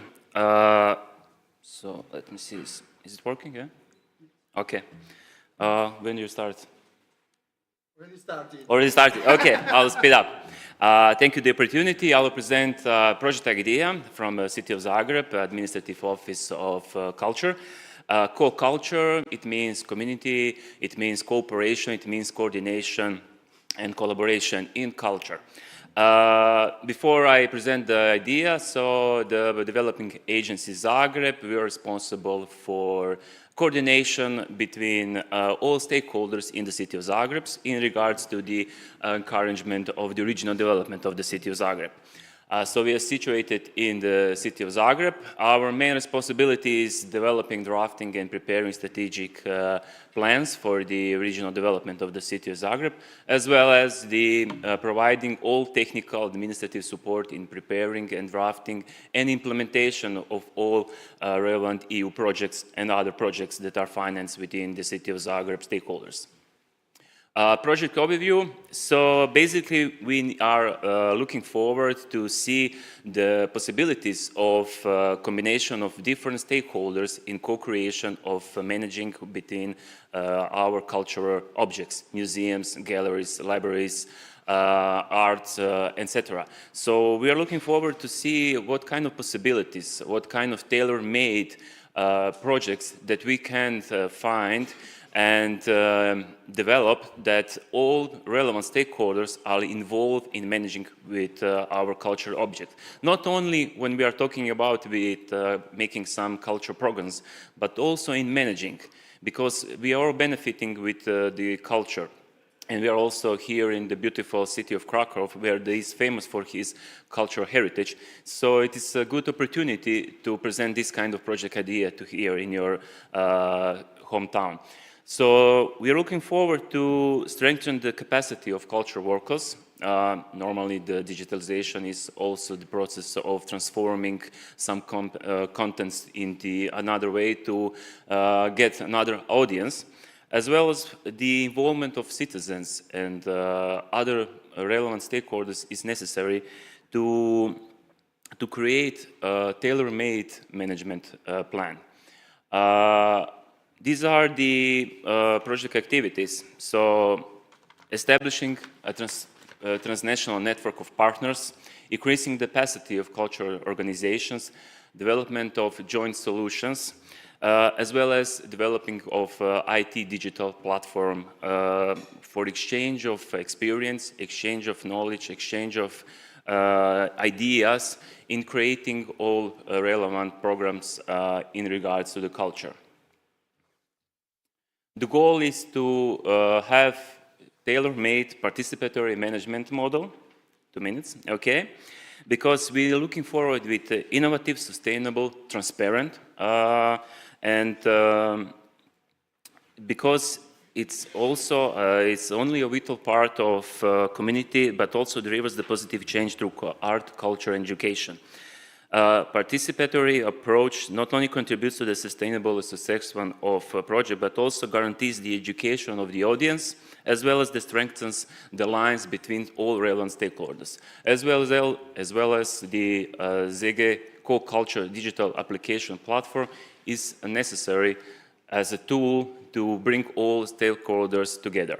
So, partners we are looking for: regional, local authorities, museums, cultural institutions, non-profit organizations, other development agencies.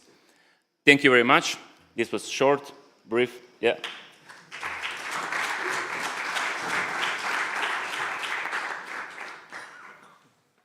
Thank you very much, Ivan. Do we have a question for him?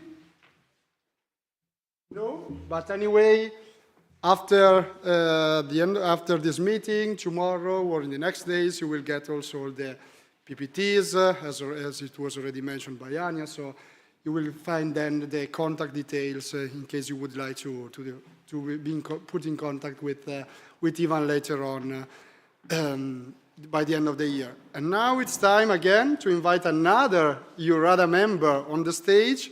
You already know her. She was our lovely moderator from the previous session, Magda, who was for ECCA, which is like an international evaluation agency.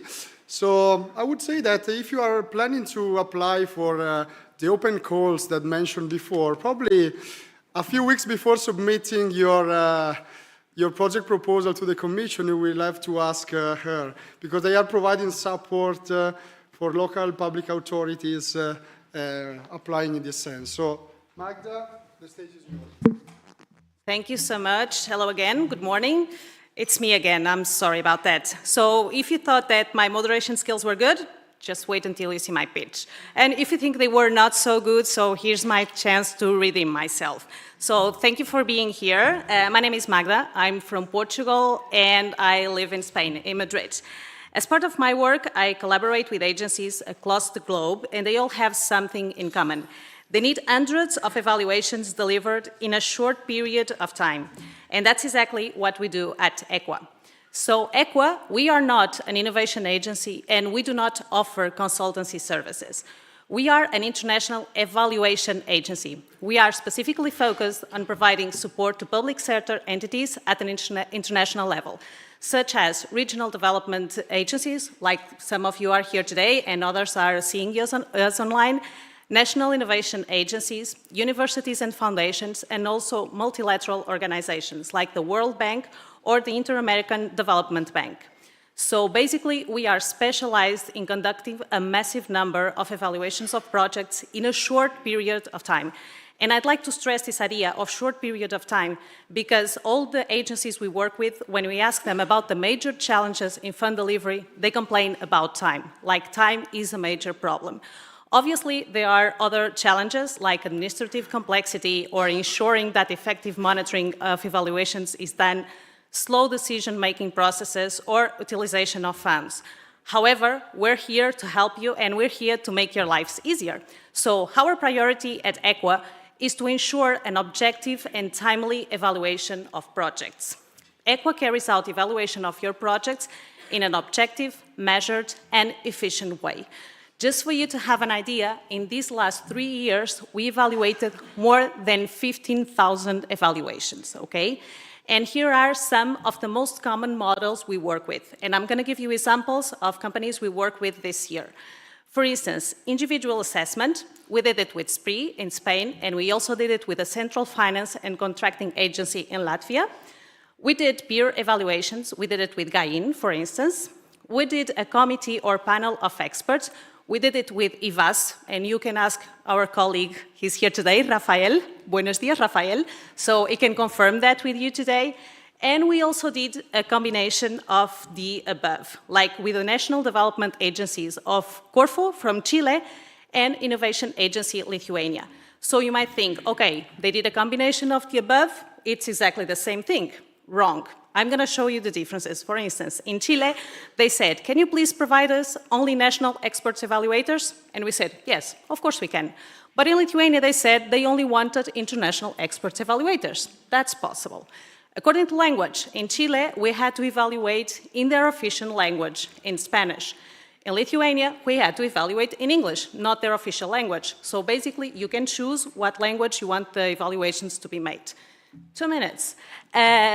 Evaluations in Chile were simple and objective. There was 1 expert per evaluation, whereas in Lithuania, they were more complex. There were 3 to 4 experts per project. Last but not least, the evaluations in Chile were done in 1 phase. There was a scientific technical evaluations, whereas in Lithuania, we had to provide evaluations in 3 phases. There was a first phase, which was an R&D project validation, then the scientific technical evaluation, and finally, evaluation reports. So, as you can see, we do it really tailor-made according to what you need. How do we do it? Easy, I think. Well, we have more than 200 employees. We have a lot of experience, management evaluation tools, but our most important asset is our network of international expert evaluations. Sorry, I'm going to throw some numbers at you, but I am really proud of them. We have more than 9,000 scientific collaborators. They come from more than 137 countries, and they have knowledge on more than 1,600 UNESCO disciplines. As you can see, the research areas vary from engineering and technology to social sciences and humanities, okay? So basically, and now to wrap up, I'd like you to show our 3 fundamental pillars: holistic management, transparency, and swift evaluation protocol. Holistic management, basically, we streamline the process from the expert search to final report delivery. Transparency. Transparency is key during the whole process. There's a continuous, fluid communication since the beginning of the project until the end. Finally, swift evaluation protocol. We're back to time. So there are reduced timelines for expert selection, delivery of finalized reports, and resolution of potential appeals. You know what they say, time is money. So thank you so much. Am I in 5 minutes?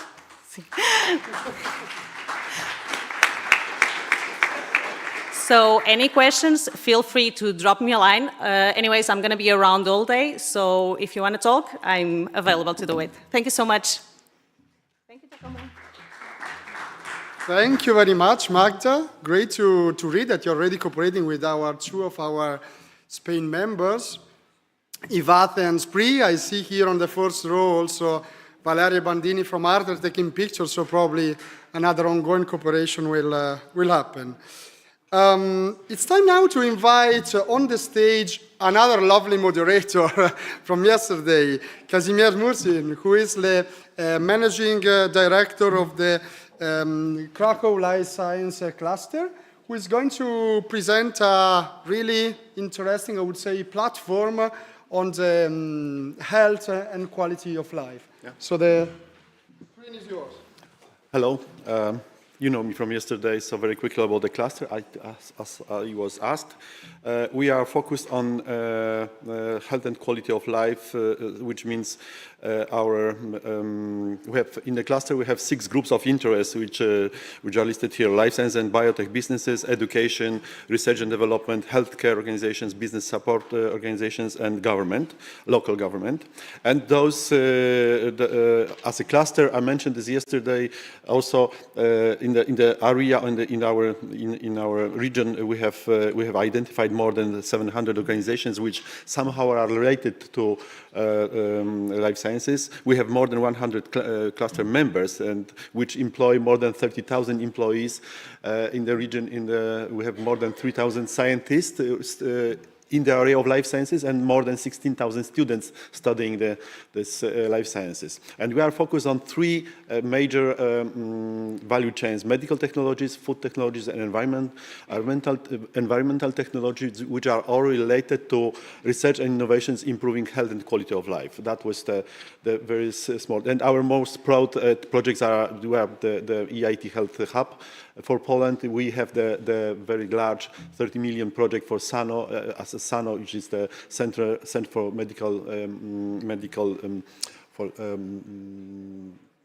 computational medicine, and also we run this Life Science Open Space Collaboration Platform, which I wanted to present and invite you to that. This is the idea we opened for our members. The basic short story is that we promised our members in the cluster that we will have some kind of collaboration platform enabling them to just connect them without the intervention of us. I mean, we were only some kind of bottlenecks as a cluster organization because everybody had to contact us in order to contact the other guys.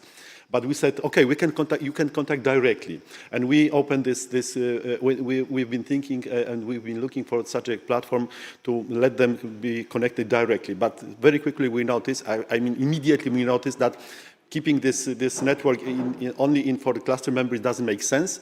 So of course it's it makes greater sense if we enlarge this network for the larger community which want to collaborate. In the whole Poland. Then actually it happened that this is really international. So this is one network which connects a life science community which are interested.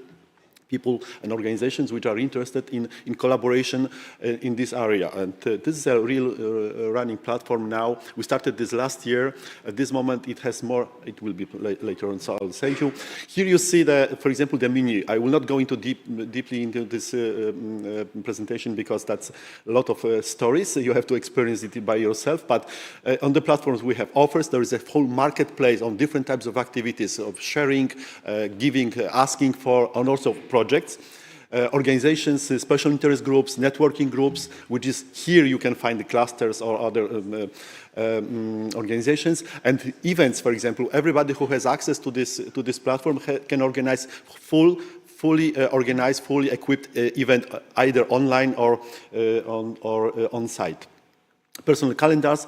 When you reach community, you can reach every member of this community directly and set up meeting with those members and discuss with those members, send a message and establish meetings, schedule the meetings. So it's a kind of really collaborative platform for everything. At the moment, that was before yesterday, there was the 372 organizations and more than 875 community members. This platforms let you work smarter because of these special interest groups, which are organized around your interests, so, which means we are actually collaborating with those who are interested in being present, and we can organize those research groups, these special interest groups around the subjects which are really mattering. For example, maybe it's in the near future it will pop up the life science space technologies special interest group, because that's the program. And we can organize, of course, participate or organize events. There is a whole calendar of events from life sciences you can find actually on the platform. And also you can apply for programs. The first presentation was about programs. So this type of program can be placed on the platform because it channels the interest about life science developments. And also there is the knowledge center where are placed a lot of materials which can serve for learning in life sciences. So one network, infinite opportunities for you. Perfectly Perfectly on time. 5 seconds, 5 seconds left. And so many people taking pictures. I also noticed our photographer, Sigmund, with his personal phone. So I would say that it's really interesting for the Krakow environment. And now we would like to we decided to, since we have like 10 pictures, we decided to do 5 and 5. So now I would like to call on the stage Georgiana, who has like a very complicated role because you are the last pitching between the coffee break. Who would like to present to us the CCI cluster, no? Creative, collaborative, innovative cluster, and you have an interesting open calls which is starting on the 14th of January, if I recall well. So please. First of all, hello everyone. I am really pleased to be here in this lovely city. It's amazing what I saw these days. And I promise to be very short because I also want a coffee, like all of us. And I am here to present you actually the power of Eurocluster. And one of them, it's Friends CCI, the Eurocluster I'm representing today. And in this Eurocluster, Friends CCI, we are 5 entities working together from Romania, Italy, France, Germany, and Spain. And we like to say we are doing a great job because we just closed the first open call, and we already have 11 grantees. And also opened the second call, so it's an opportunity for everyone interested to join this call and also apply for the grants we are preparing. Here you can see the partners we are all together in the Eurocluster, and I'm really happy to be partner with the Venetian cluster, France cluster, EDIA cluster, Italcam. And as you can see in this slide, these are the amounts we are open to give as grants. And the second call is opened until 14 January. So the clock is ticking already. Also, for the ones that don't want to apply for the grant, which is entirely available for SMEs, not public institution, or clusters, but everybody else can also join as provider. It's a really great opportunity to be in contact with European entities and work within the project as providers if you don't want to be the grantee. And the ones interested to be providers can scan the QR code and see the details how they can subscribe, and also join the platform we are preparing. Actually, it's already prepared, and be in contact with a lot of entities within all over Europe. And of course, we also have the grant, which is important. We offer up to 50, as you see there. I'm not good in numbers in English, but I'm pretty sure even though the number is not that big, it's something that you can take and you can use for your project. And to be eligible, there are some, of course, a list of eligibility criteria, and I can give you all the details also at the coffee break. And you can find also all the details if you scan this QR code. And anytime you want to consult with us, you can always contact us. And not only us, also our partners, to provide you all the details. So like I said, I really want a coffee, so I'm already finished. And thank you very much. And I'm looking forward to give you all the details you want also today, because we are going to be here all day long. But you also have the email address, and we can also discuss after you go back home or at your offices. Thank you again for the opportunity to present the call. Thank you very much, Georgiana. I'm sure that now already some networking opportunities will take place during the coffee break. I would say that you can have 15 minutes. No? 10? 10 minutes. Ivana, please. Thank you very much, Giacomo. I'm sure that you are also all already excited to learn more about the second half of our pictures.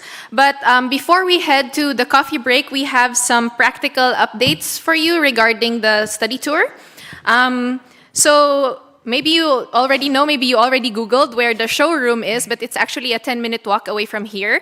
But we are a large group, and we will have to split you into two. So during the coffee break, our colleagues at the registration desk have some two paper where you can indicate there which group you would like to join. So we will have to split you into group 1 and group 2. So group 1, you will have to leave at 1:05. That means that you will be taking your lunch after the study tour. And group 2, you will have to leave at 2:15. That means you will be having your lunch while group 1 is doing the study tour. This is also because we have to split you into two groups because Astor showroom will have to close at 3. So we need to stick to the time in this case. So please do head over to the registration desk during the coffee break to indicate which group you would like to join. And without further ado, coffee awaits. So we hope to see you here in 10 minutes. Thank you very much.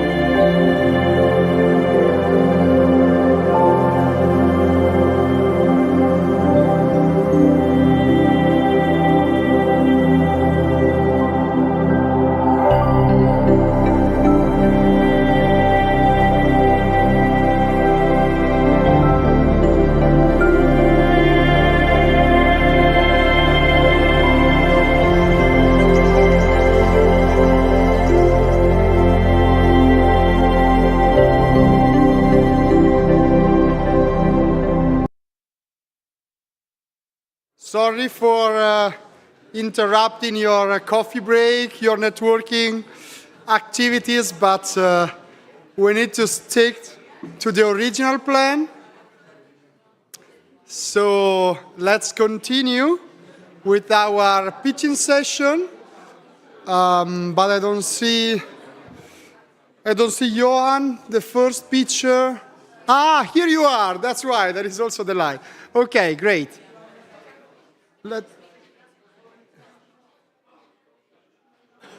Before we start the second part of the pitching session, my colleague Ivana would like to give you further information about the site visit. Ivana, please. Hi, everyone. I hope you enjoyed your coffee break. So a lot of us are still missing, but in case you haven't signed up yet, please do head over to the registration desk to indicate which group you would like to join for the study tour. Just for your information, as we mentioned, Group 1 will be leaving at 1:05. We don't know if the program will be done by that time, but we do need to be strict with leaving at 1:05. So please head outside to the reception and look for our colleague Anna. Please stand up. Anna has been moderating today. So she will be accompanying Group 1 to the site visit. And then for Group 2 that will be leaving at 2:15, please look for Joanna. So she will be accompanying Group 2 to the study visit. Okay. And we'll have an umbrella with MAR logo, orange. So you should look. So we're going to do a free walking tour of Krakow. No, I'm kidding. But yes, look for the umbrella, please. Thank you, Jack. Great. So let's go back to our pitching session. Let's move again. Why is it not working now? Ah, yeah, here it is. I would like to invite on the stage the first pitcher of the second session, who is Johan Wassberg, who is currently working as a senior expert technology at the Technology Center of Marinova in Finland. Since plenty of years, he's working in the European project with a special focus on the renewable energy. So as soon as I find your PPT. Where is it now? Here we are. The stage is yours. Thank you. I thought I was last, but first is also okay. Thank you. I come from Vasa, from Marinova, and we manage the Vasa energy cluster. So I will tell you shortly about our interests. So let us see. We are located there, west coast of Finland, Vasa, 500 kilometers north of Helsinki, 1 hour by plane from Helsinki. So it's 250 by plane from Krakow to Vasa. You are very welcome. We love to have guests. Our scope, of course, is to keep our cluster competitive on a global market.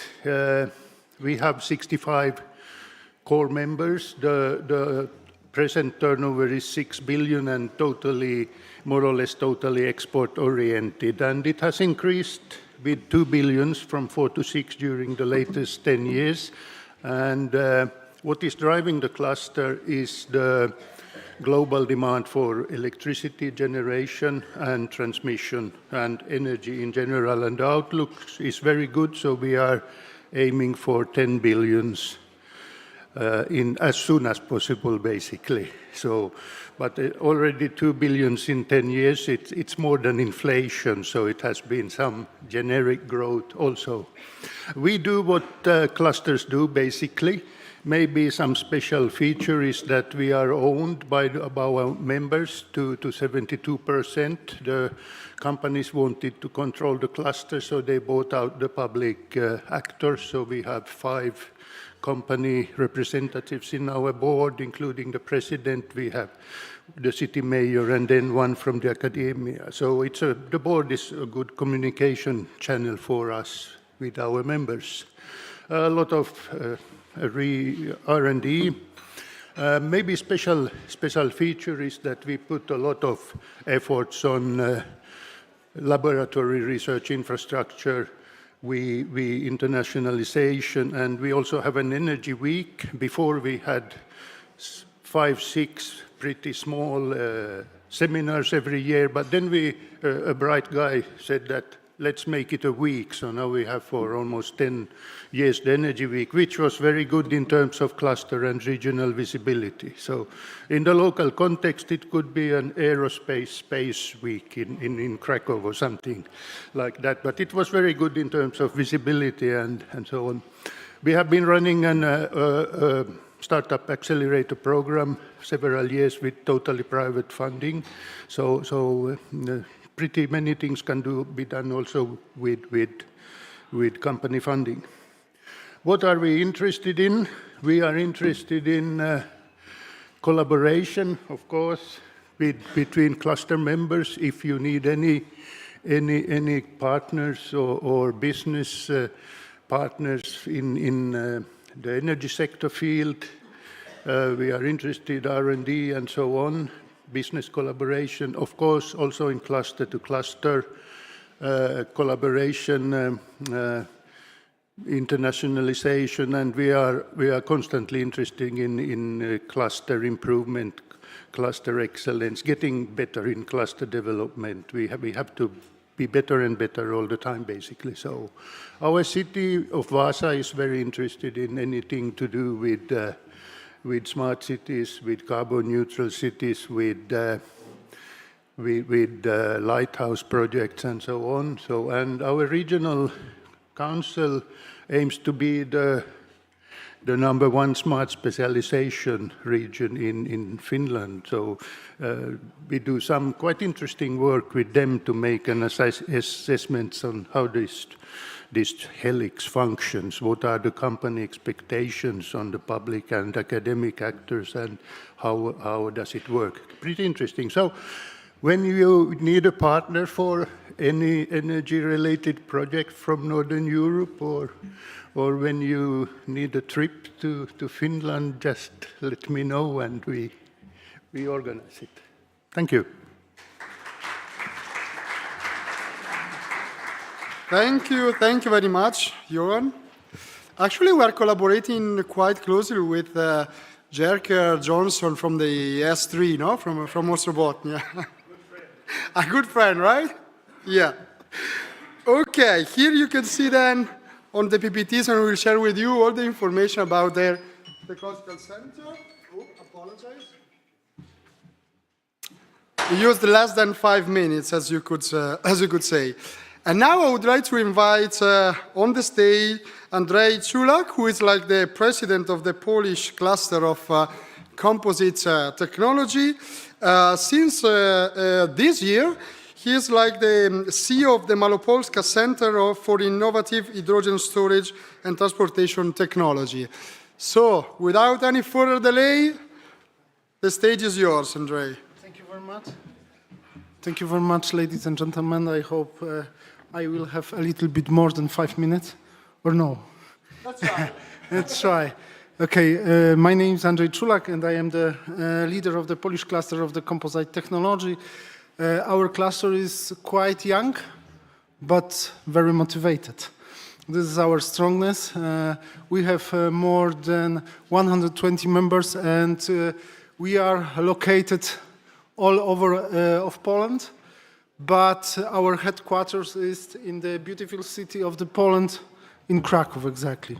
That means we will keep cover all over of Poland, but headquarters is here. And of course, thank you very much for the invitation, and thank you very much for your visit in our beautiful city. We are focused on innovation and technology, and especially in innovative materials, advanced materials, composite materials, high technology, renewable energy.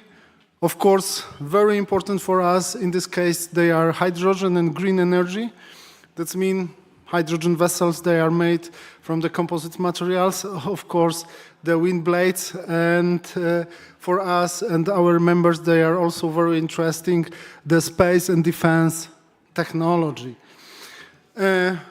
Our collaboration. Hi. Our collaboration is in case of Poland. We have collaboration with the very strong national key cluster in Poland. Many of this cluster you have saw today and yesterday. And of course, we have collaboration with the composite cluster in Europe. That's mean our really strong partner. They are our friends from Germany. This is Composite United. This is also the very big cluster which dealing with the composites technology. And we will try be active in Vanguard Initiative and European Cluster Collaboration Platform. And thanks of this platform, we have many exchanges with the cluster, which you can see also on the below parts of my slide. We are co-organization or co-organizer of the industry event in Poland and in Europe. For example, about the composite materials, the big event in this part of the Europe is Composite Expo. And in the frame of this Composite Expo, we organize also the collaboration with the our partner. This is the partner from Korea. This is not part of the Europe, but maybe also for the future collaboration, the Korea will be also interesting for you. And of course, we support in the introduction of the modern technology, industry 4.0 and digitalization in our cluster. And of course, we developed the project. What we offer for our partners, we introducing the products and technology to the Polish market. We acquiring the customer. We organize events, meetings, and conferences, and all our partners there, they have access to the thematic portals like composite.net and lightweight.pl, and also we have some portal about the hydrogen technology in Poland. This is exactly in Polish wodorowe.info. That means exactly hydrogen.info.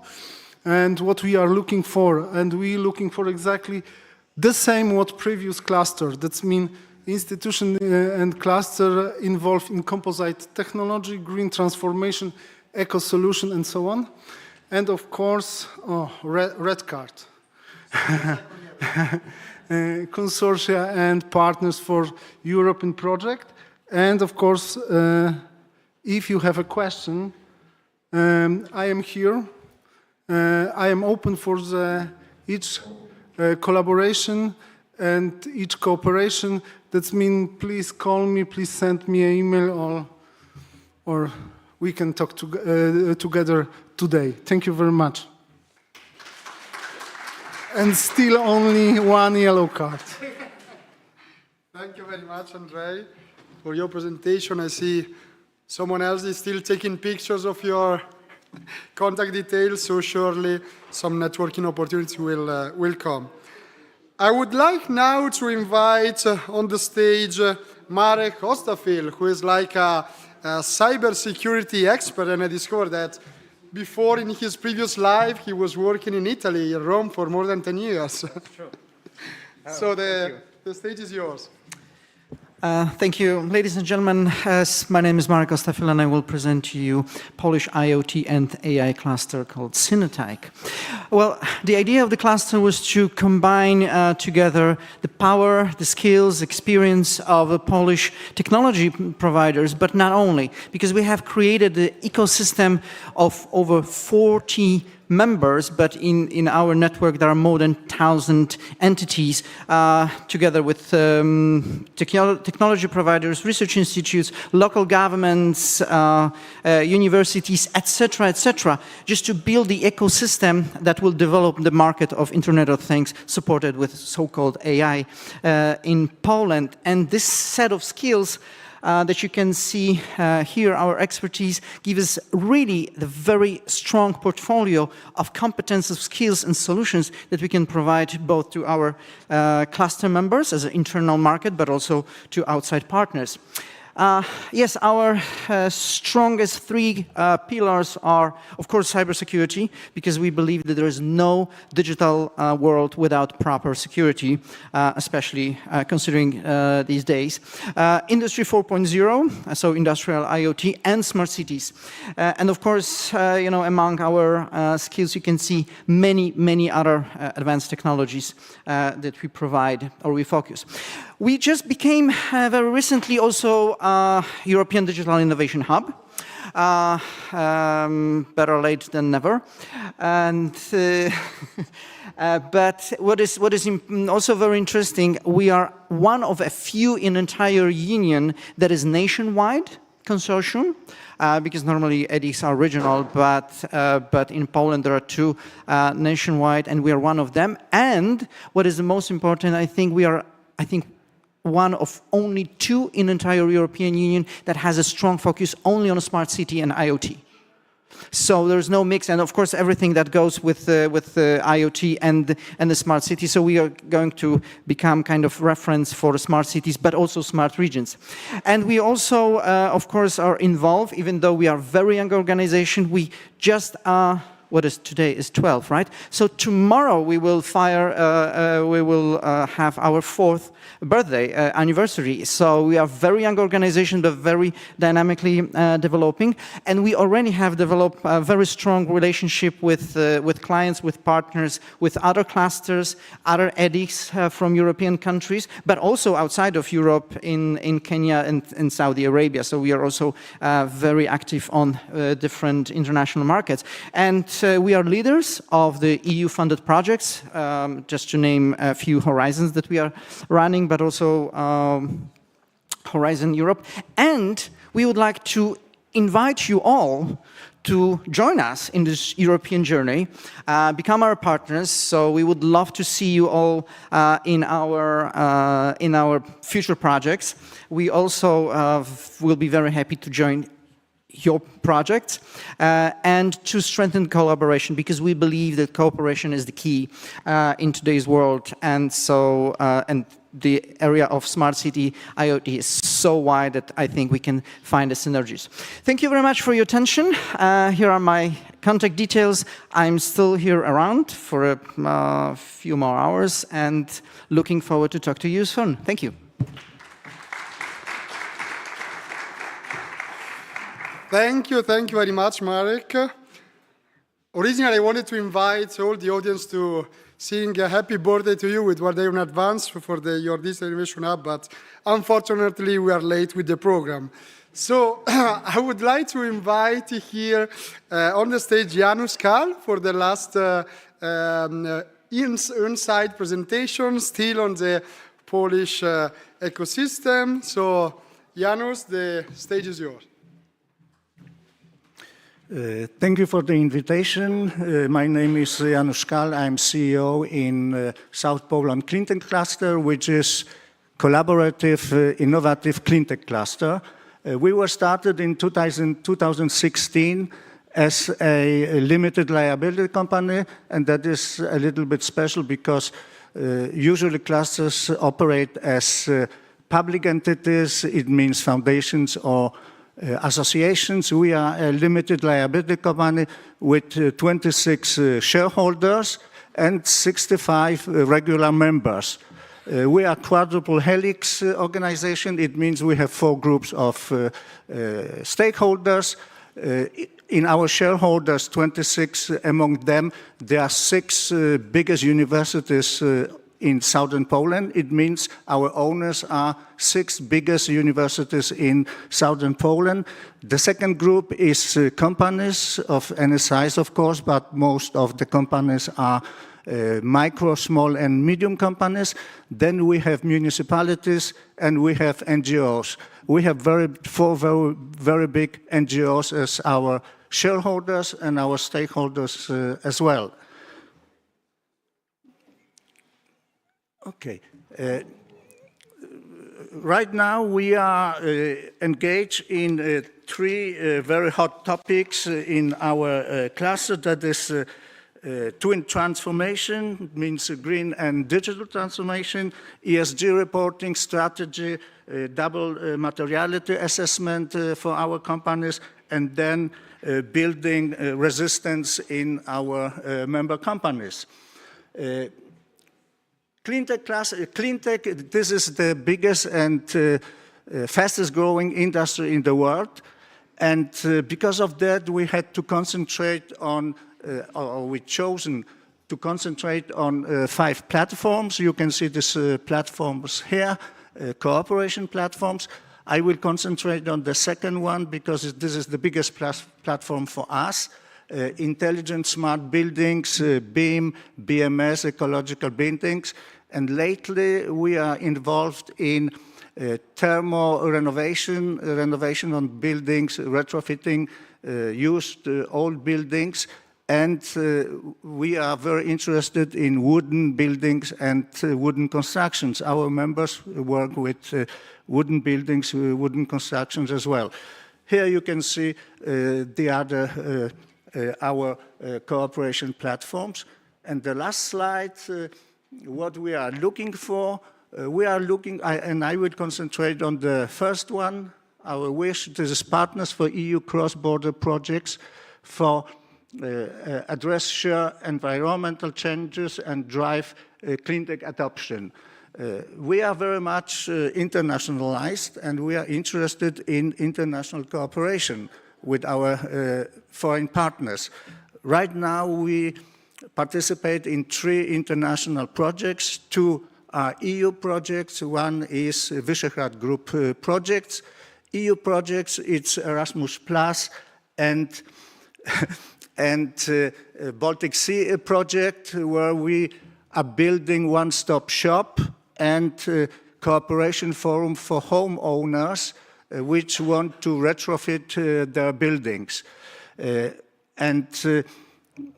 We are, of course, interested in collaboration with international partners for advanced research in clean technology and developing innovative solutions for sustainability and building partners with international education institutions and so on. So if you have an idea of and need a member of a consortium, we are too small to apply to write the applications. We want to participate in the projects. So if you have any interesting projects where we could join you as a partner in the consortium, we would be very obliged, and contact me if you have such proposals. Thank you very much.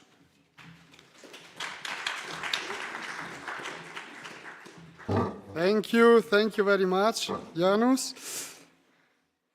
I would like now to invite with us online Maria Djusevic. Are you with us today? Yes, I'm with you. Can you hear me? Yes, we can. We can hear you and we can see you.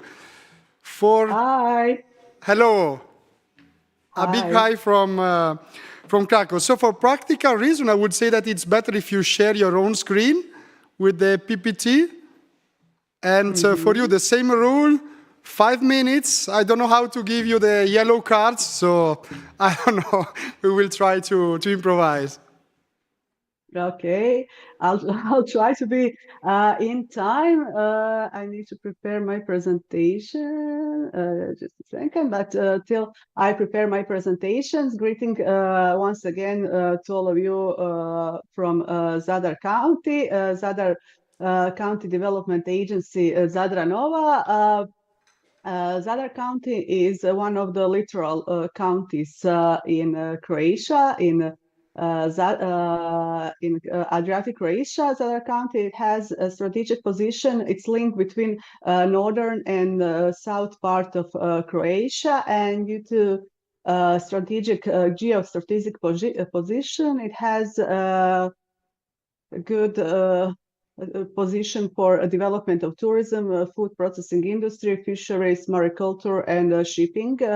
So these are our key industries. Public institutions, Zadar County Development Agency is founded by Zadar County, but also by city of Zadar, which is a capital of our county.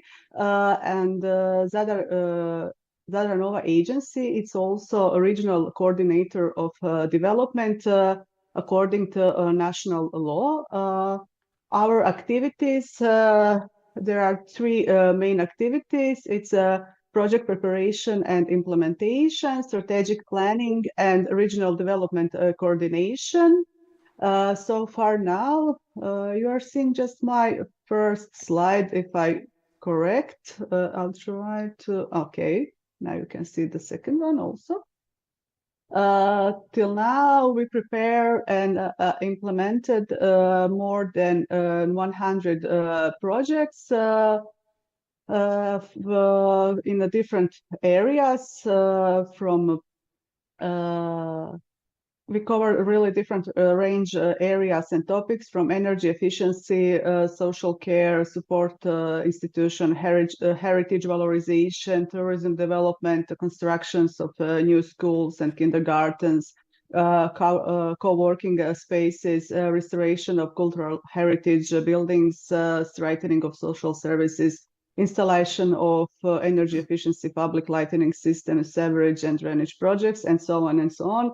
I will spend my time and I will continue to talk about our project. That's not the goal. This is just a few of our logos, all of us who are working with EU-funded projects. We know how to know that something is financed by EU if we saw this logo with EU flag. I'm here with you online, unfortunately today, to present our agency to you and to say we are here for you if you are interested in a project partnership.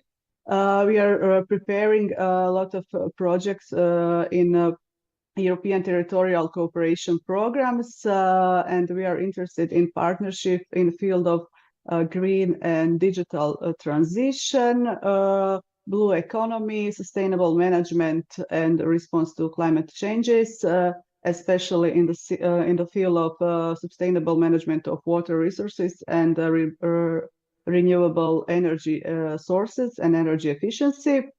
And here are my contacts. So if you have any questions, if you are interested to have a project from Croatia, with a lot of experience from Adriatic coast, we are here for you. Giacomo, am I good? Yes, you are. Thank you very much. I don't know if you can hear the applause from the audience here in Krakow. It's a pity that you couldn't join us today, but we managed thanks to... It's also bigger. Yes, it's bigger pity for me, believe me. Thank you for being with us today. Bye. Bye. Bye, Enjoy see Krakow. you. Before moving to the next session with the special focus on Ukraine and giving the floor to Marek as a moderator of the session, I would like to give you again two small reminders. The first one is that the site visit at the showroom will take place at 1:05 for the first group, and you will have to follow Anya with like the red umbrella with the Mar logo. Orange, pardon, sorry, while Joanna will guide the second tour visit like at 2:15. So once again, I kindly remind you to pass by the registration desk and decide whether you would like to join group 1 or group 2. One more logistic information, sorry, is that around 3:30, after the two site visits, here in this room there will be like an event from EURADA. It's open to anyone. We will discuss especially primarily with our members here, the work program 2024 and the new activities for the next year. But since we're always looking for future cooperation initiatives and so on, I also invite all of you, commission, clusters, technological center, to remain here for another half an hour, 40 minutes meeting, and then I think like around 4 we would like to close these 2 full days of Cluster Mid Region, EURADA Plus, Krakow 2023. Okay, with no further delay, I would like to give back the stage to Marek Prezor for this last session with a specific focus on Ukraine. Thank you, Giacomo. We are quite late, so we have this session, and I would like to invite our panelists here. So Alexander Jurczak, Anastasia Syrokina, and Yevgen Rokicki. Please join us here. We have as well online, I believe, Mr. Piotr Słodki from the next joint. Okay, dzień dobry panu, dzień dobry panie Andrzeju, witamy. Okay, so let me start. If we can have right now very short two slides on introduction, and then we maybe go for Mr. Słodki, because he joins us online, and then he would probably need to leave. If I can ask the first slide. Yeah, exactly. This is what is the background. So we all know what is happening. I will not elaborate on this. The support for Ukraine by the European Union is very strong from the very beginning. And in November 2023, the most important, the Ukraine was proposed by the European Commission as an accession country. And this is extremely important from point of view of developing the business relations with Ukraine, because if we are thinking about Ukraine, we are not thinking about associated country, candidate country, but the country which is going to be within the EU. Which means that, as we remember 20 years ago, the Poland and Polish companies being integrated into the value chains of the European Union, it's quite a big and sometimes very painful process. So this is something that we will be starting developing this business relationship. And it probably will be as well between development agencies, which is already starting to be the case, and Roberta has already started to have contacts with Ukrainian development agencies, but as well from the cluster community. We have here the president of the Ukrainian Cluster Alliance, which actually, it was the very steep accession to the whole EU community, cluster community, and now, Alexandra, I can send that you are the part of the EU cluster community, but you can say something more about it. So very shortly, we at the EU level, I can ask for the next slide. Okay, so two small projects, but still important. One which is Business Bridge. So actually, we are going to finance 1,500 Ukrainian SMEs to support them with small but still 2,500 euro eligible cost, so that they get closer to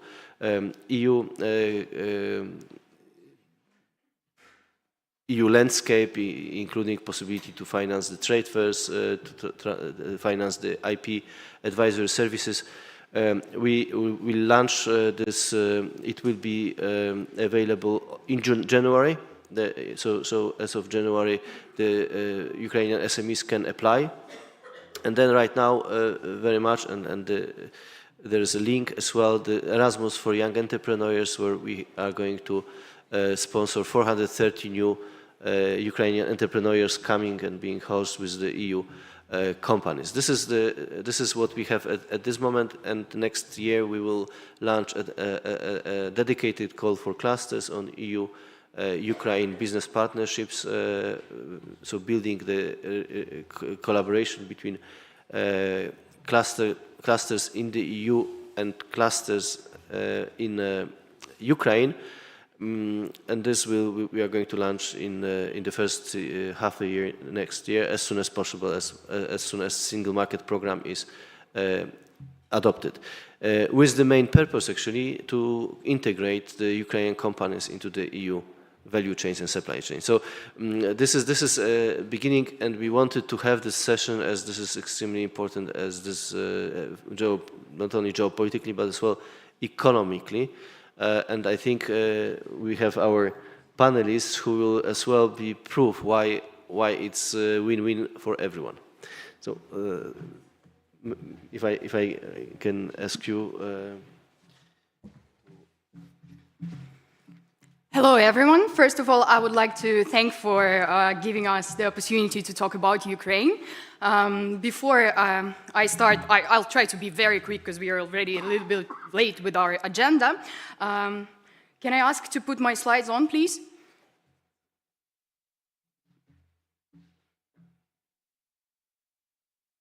Okay, so the economy of Ukraine continues to gradually recover.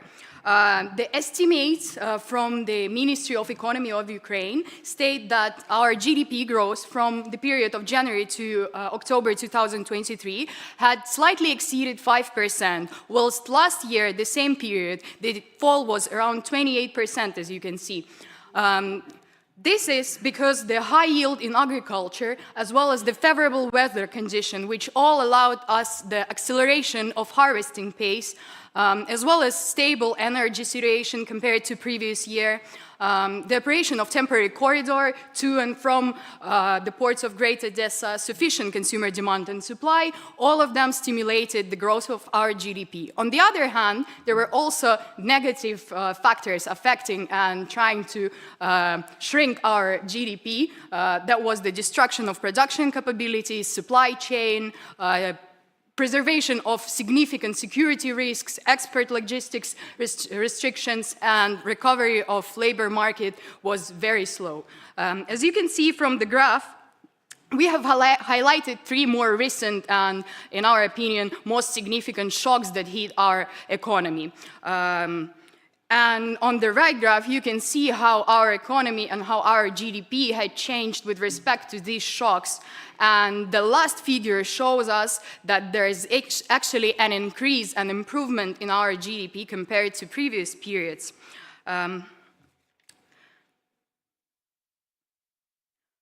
Let's move to ensuring acceptable price dynamics. We'll talk here about the inflation in Ukraine. Since the beginning of 2023, the price growth rate was estimated at 3.8%, which corresponds to the calmest peacetime years, and annually it reached only 5.3%, which is the lowest figure for us within the last 3 years. And that has happened despite the loss of our, temporary loss, obviously, of our occupied territory, significant destructions as a result of the war, and permanent trend of missile terror as well. This proves that our economy and Ukraine works as a call mechanism. Let me move to the next slide. Here we will talk about the export during hostilities. We can see that our export had fallen from February 2022, had slightly recovered and then diminishes again. That is because of the purposeful destabilization of the situation that regards the exporting of agriculture products. From the ports of Odessa, Pivdenne, and Chernomorsk. That has been because of Russia, and in the same year, Russia withdrew their participation from the grain agreement. And because of this, we have estimated that our loss in exports has been at around 11% compared to the previous period. Here, we want to move to the forecasts part. We want to highlight that during the war conditions, forecast is rather a process and not the outcome. The forecasting process takes place in the real time with high uncertainty degree. For the most part, already developed forecasts are considered as conditional generalized variants of the characteristics with much more wider ranges of deviation from their standard peaceful years. On the table below, you can see our forecasts for the next 3 years, where we assume the military conditions, restoration to both seas, Azov and Black Sea. We also rely here on the positive migration figures, keeping the tariff for natural gas fixed, as well as helping our SMEs with proper and relative legislation to keep improving our economy. From the table, you can also see we have highlighted the gross grain harvest and how much it will increase within the few years. It also shows the amount of external funds and external support that we would need, but each year it's gonna be less and less, stimulating more and more our economy and bringing more positive figures to our GDP and overall to our economy. Here's another table showing us nominal GDP in terms of billion hryvnias and real GDP percentage to the previous year. Here we have also highlighted consumer price index. As you can see, we are aiming to target CPI towards 107 by the end of 2026. This figure is lower than so far we see from 2022. So we are trying to make this figure lower than the pre-war, or turn it back to the pre-war figures at least. What else here we can talk about? So as well as the CPI, we want to highlight the spillover effect to unemployment rate, which we are trying to decrease. From 2022, it is estimated that this year the unemployment rate will be the highest among these years. However, targeting it with all the beneficial conditions and support, we will be able to reduce it to the pre-war and lower figures again. Here we also have highlighted our balance of payments, goods and services balance. We can see that we are trying to improve it again to the pre-wars figures, because the difference is quite high for now. Here by the graph, you can see how our GDP had responded to these shocks, as well as the CPI from your right. Yeah. Here you can see the figures that I have mentioned that we are aiming to reduce the CPI.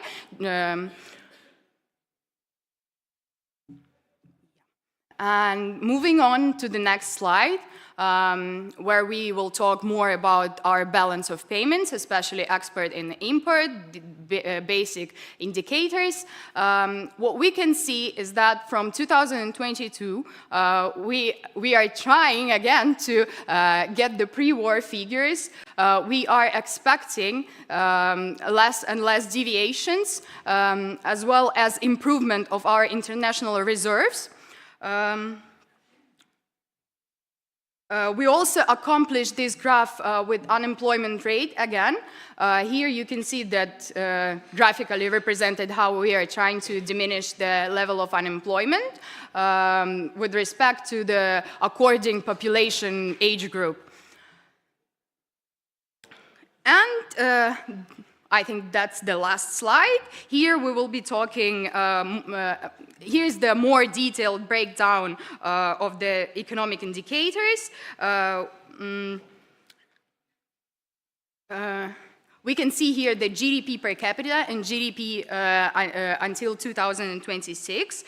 With our assumptions, Ukraine is aiming to continue its economy restoration, ramping up its economy activities, building up clusters, helping up SMEs, providing proper legislation, relative legislation to help the recovery. As you can see from this graph, already this year we expect to get back to the pre-war figures for the GDP per capita, and continue to expand our gross domestic product even more, further bringing to our economy greater figures and more developing opportunities. Thank you very much. And now I'm giving the word to my colleagues from Cluster Alliance. Alexander.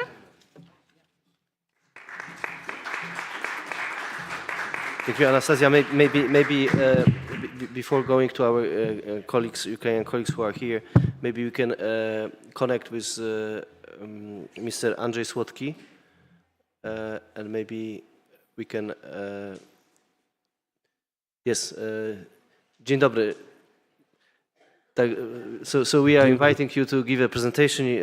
Mr. Andrzej Słodki is the head of the Joint Secretariat Interreg Next Poland-Ukraine program, and right now, when we have this political overview, economic overview, we go into possible concrete collaboration stage. So next is one of our proposals. Mr. Słodki, please, the floor is yours. Thank you. Thank you for the invitation. Okay. Yes, who we are? Yes, we are the program financed by the European Union. We can say we celebrate this year already 20 years of the cross-border cooperation based on the European funds.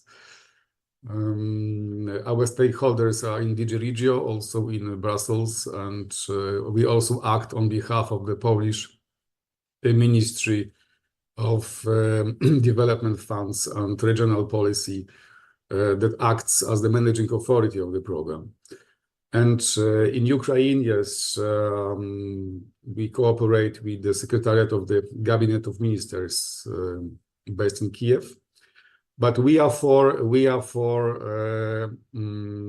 Polish and Ukrainian regions. In total, 10 regions are in our cooperation area. I don't know if I can support my intervention with the slides. If yes, I would yes be grateful for uploading the slides if it is of course possible. But I can continue as well without them.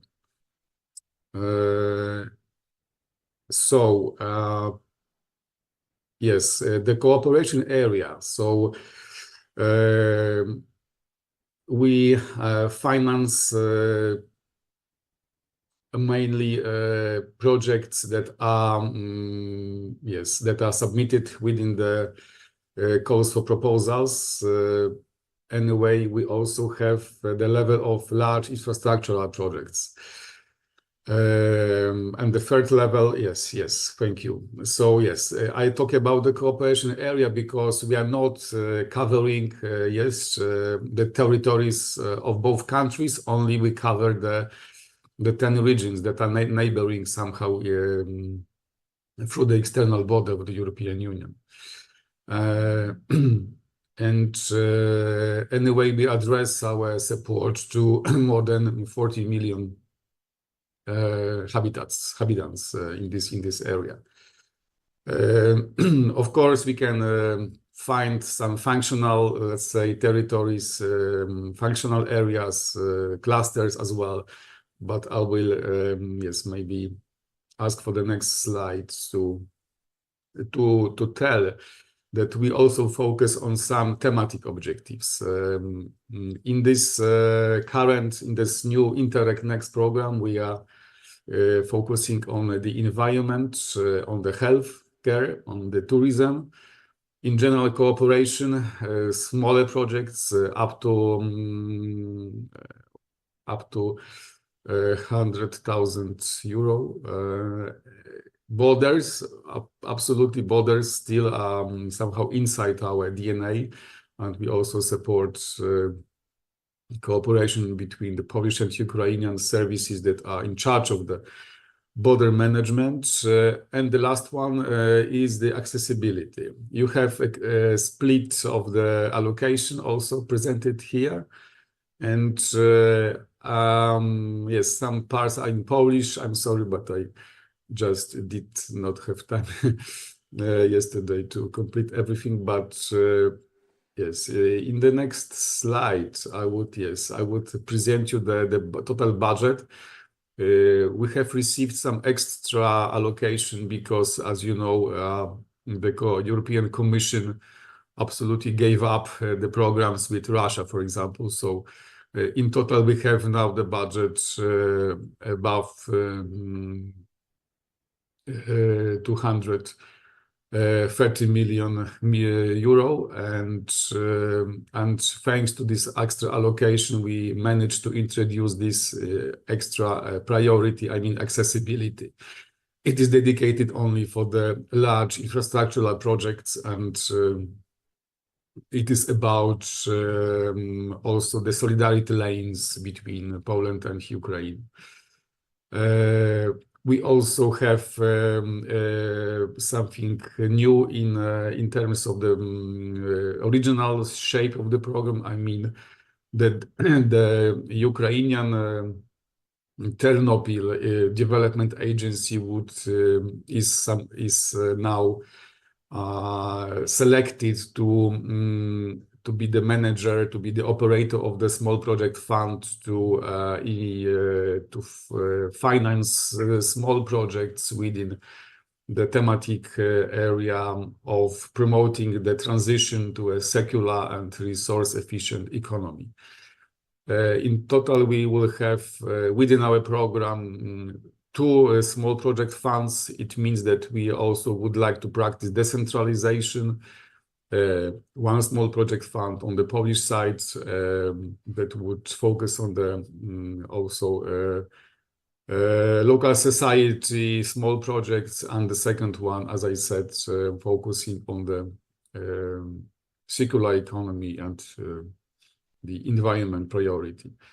In the next slide, I just want to summarize that, yes, we have the 3 levels of our projects we finance. I only want to confirm that in our program we offer the grants with the co-financing rate up to 90%. So these are very favorable conditions for the institutions from Ukraine and Poland. They only have to deliver the 10% of their let's say of their budgets. They have to find 10% for the project. The rest, the 90%, up to 90%, is just granted by the program. And we also practice the advance payments. So we are very popular, and yes, in the large projects are somehow outside the calls. The large projects are selected through the direct award procedures. So the Polish and Ukrainian regions and the national authorities agree on the selection of the large projects. To give you an example, yes, like in the planned border crossing Malchowice-Nieżankowice, yes, we have built the new road that goes to this planned crossing. The regular projects are selected through the calls for proposals. In the regular projects, we have grants up to 2.5 million euro. And the green, let's say, instrument, the last level, as I said, these are the small project funds that would finance a lot of new small projects that would have the grants up to 100,000. Okay, the next slide. Yes, I present here the calls for proposals and the allocations. We have just conducted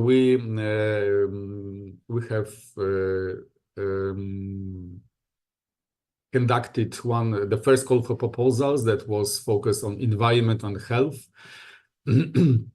you have here the, let's say, the split of the allocation. And this Friday, we have the meeting of the monitoring committee that would select finally the projects from the healthcare that would receive the financing from the program. The next call is planned for the first quarter next year. It is about tourism. And I think it's also a good opportunity also for this clustering approach, because not only let's say, focusing on the previous experiences from the previous perspectives, we are really we have really built a kind of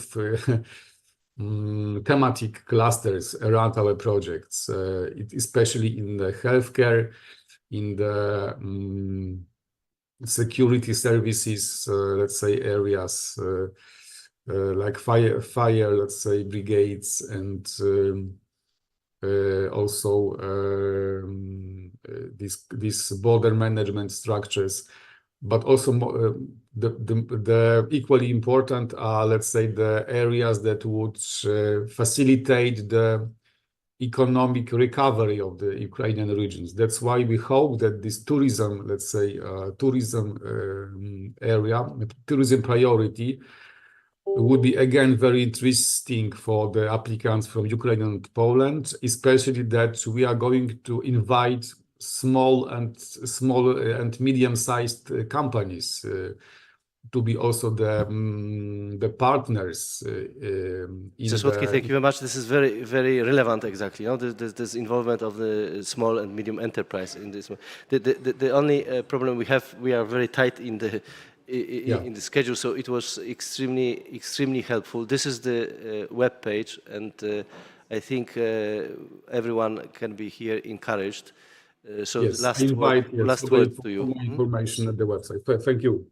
Thank you very much. It's very appreciated, your participation here, and I think it gives an overview. You know, the thing is, not many people know that this kind of programs exist in Interreg. They are sort of hidden, and so it was extremely helpful to have you here. So we move now to our colleagues from Ukraine. Alexander Jurczak, who will tell us about the progress of the Ukraine Cluster Alliance, and then the practitioner, Evgeny, to talk us about the possible collaboration. Thank you, Marek. Hello, everybody. It's really a big pleasure for me to be here, because you might know that Poland is our priority country in development relationship, and I was many times online with our colleagues, but I'm happy to be here, in presence, because it's really very crucial for our relationships, for our development of also economic relationships. I have one presentation. So we are here like delegation of 8 Ukrainian clusters, and we are supported by this program. You see EU for Business, and this is with operator is German company GIZ. So thanks to GIZ for supporting us in cluster development in Ukraine, especially in this mission. A few words about our cluster alliance structure. So we were united at the beginning of the war on March 2022. And you see that we cover different industry. At the beginning, we were 60, because in fact, membership was free of charge. As we accepted, we get everybody, any cluster initiative. Today, we are in the process of restructurization. Till the end of the year, we'll be about 2024. Because of course there are some criteria on belonging to clusters organization, and of course there are some fees. So today here we are with, as I said, 7 and plus me, like Cluster Alliance. So Lesia Sobolewska was the President Association of Industrial Automation of Ukraine. Kyiv High Tech Cluster, Anatoly Doliny, if you can just stand up, that everybody saw you. Is with us. I don't know if 2 guys, because they plan to visit Technology Park, Sergei Belichenko and Zaporozhye, Kirill Sukhatsky, I think they are not here. But Ivan Rokitsky in this scene, and we have also Nadia Karpluk, Victoria Kolisnik, which represent Vinnytsia engineering and medical clusters. So, thank you. So what we've done during previous periods, there was a lot of activity supported by our friends from Europe. So we did a lot of events. We we participated in many, you see, business mission, Barcelona, Košice, Prague, Lviv. In fact, Krakow, it's second one. We also provided a strong engagement to our cluster with on ECCP platform, and so on. I will not list all this, but the message is that, of course, it would not be done without the aid of our European friends, without clusters, especially European Commission, DG Grow, Marek, so European Cluster Alliance. So really special thanks for you all for this support, because you know, as I said, for 1.5 years, we demonstrated really good growth, and it's really would not be possible without this support. So now talking about situation in Ukraine. So the context is, you know, we like on between two ways, because from another side everybody talk about resilience, because the war is still lasting. From another side, of course, there are many talks about recovery. So, and in fact, how to choose? Yeah, what is our way in this situation? Because we don't know when the war will be finished. So, in fact, we consider three main drivers or three main factors which influence the situation. The first one is, you know, this abbreviation is VUCA, because the situation is very uncertain, it's very complex and sometimes ambiguous. And all these components grow. Ukraine and our allies. So, in fact, there is a big question mark about strategic perspective. So, because nobody knows where the war will finish, and there is even no one understanding what does it mean, the end of the war. It's really crucial for us, because it depends many conditions of this notion, yeah, of this definition. And third one about you know, the growing populism and between Western country, what we observe, and we frankly speak about that. There is some fatigue from Ukraine, yeah. So this is like context, and of course it influence our relationships. So, and for us it means a big challenge how to be still more resilient and more solidary. Yeah, because otherwise we cannot accept this challenge. We cannot face this challenge. So our strategy how to face this challenge is enough, well, simple and at the same time complicated, because it's simple to say, but it's difficult to realize, to implement this strategy. So it's quite aligned with what we have like support from European Commission. The first one is the fastest possible integration into European supply chain, because we understand that we cannot be effective without this integration. Second one is as well about integration into EU innovation space, innovative ecosystem. It's the same, it's connected to our challenges, of course, using some financial opportunity, financial support. A third one, what we put a lot of efforts, and I will show a few examples, how we develop bilateral collaboration with our partner. First one is about Czech Republic and Poland. Poland is a good example how to develop this bilateral collaboration, because during last year we did a lot of already some activity and action. So we started with policy making, supported by Polish Cluster Association and by Polish State Agency of Industry 4.0, FPPP. So we signed a memorandum, we started some study tours, some exchange, and there is already some process started in how to transfer some best experience from Polish side to Ukrainian side. Of course, we work with some digitalization hub, especially in Warsaw, PIAP. There were many visits, many events in, what I mentioned it, different cities. And of course, we submitted some grants. So there is a list of partners from Polish side, from Ukrainian side, and I hope this list will be increased with these events. This exchange are extremely important for us because, we are like Slavic country. We understand that nothing can be reached online. We should meet each other, look into eyes, meet face to face, and then it can be started something like business. And during just this year, starting from Košice, once again, special thanks to European Commission for organizing these events because it was like trigger, for us. And Andrzej Chulak, Irina Lobotska, they brought to Lviv immediately 3 months after Košice. They brought to Lviv 40 persons from Krakow, and thanks to Malopolska voivodstvo for this support. And then we had a series of different visits, different exchange. You see the town, the city. So what is the result? Of course, we are talking today with FPPP, Adrian Jacek, about, let's say, continuation next year. It will be continued with some special business mission, study tour, exchange. And we are really interested to how to organize transfer of your best experience in policy making, especially Industry 4.0. Three projects were submitted this year to Interact Poland, Ukraine, what just mentioned it. Also, we submitted 2 projects to Visegrad program. So we, about startup collaboration. We will open this in Krakow Technology Park bureau, which will support our startups. I should go faster.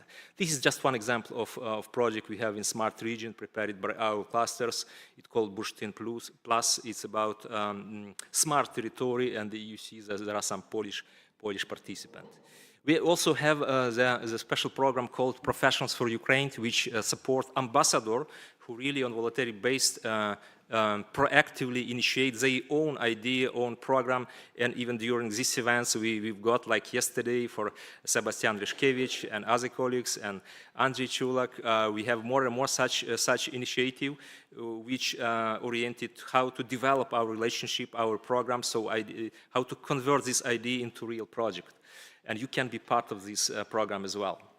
And my final slide about call to action on next year. So of course we are interested in how to develop, our relationship in policy making, in concern of course smart industry, but as well cluster development. The second about our program in resilience recovery. But once again, we are ready to cooperate in any kind of program. But our special focus, of course, is today on dual use MilTech technology for obvious reasons. And we will have also many B2B, C2C exchanges, smart industry, something already prepared and will be supported by our donors. And of course, we are ready to partner, to develop partnership in others EU program, which already was announced today. Thanks for your attention. And once again, we are ready for collaboration.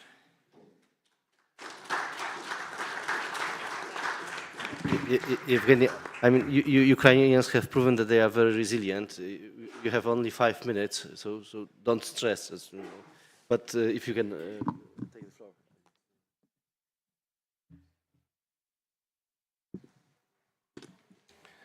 Well, I'll go ahead with a nice practical continuation of what Alexander has presented, and will present the All-Ukrainian Association of Innovative Space Clusters. We are united in 5 regional clusters engaged in aerospace industry, and it gives us actually lots of oversight, overview, and opportunities to present different aspects of the aerospace technologies, space tech, both upstream, because some regions are strong in upstream space tech, others in midstream, and some of the regions are extremely strong in downstream, which is actually the biggest markets throughout the world, including telecommunications and also Earth observation.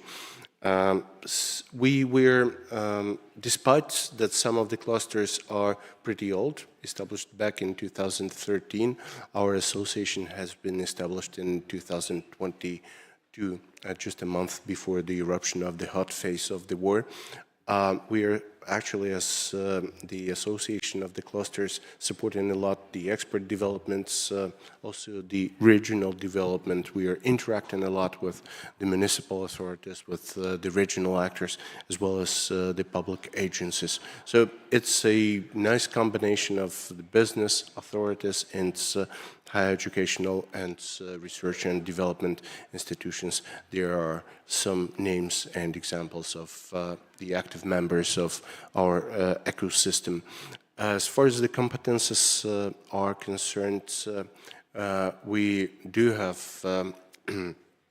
competences in special materials, propulsion systems, both engines and fuels, optoelectronic systems, telecommunications, and data transmission.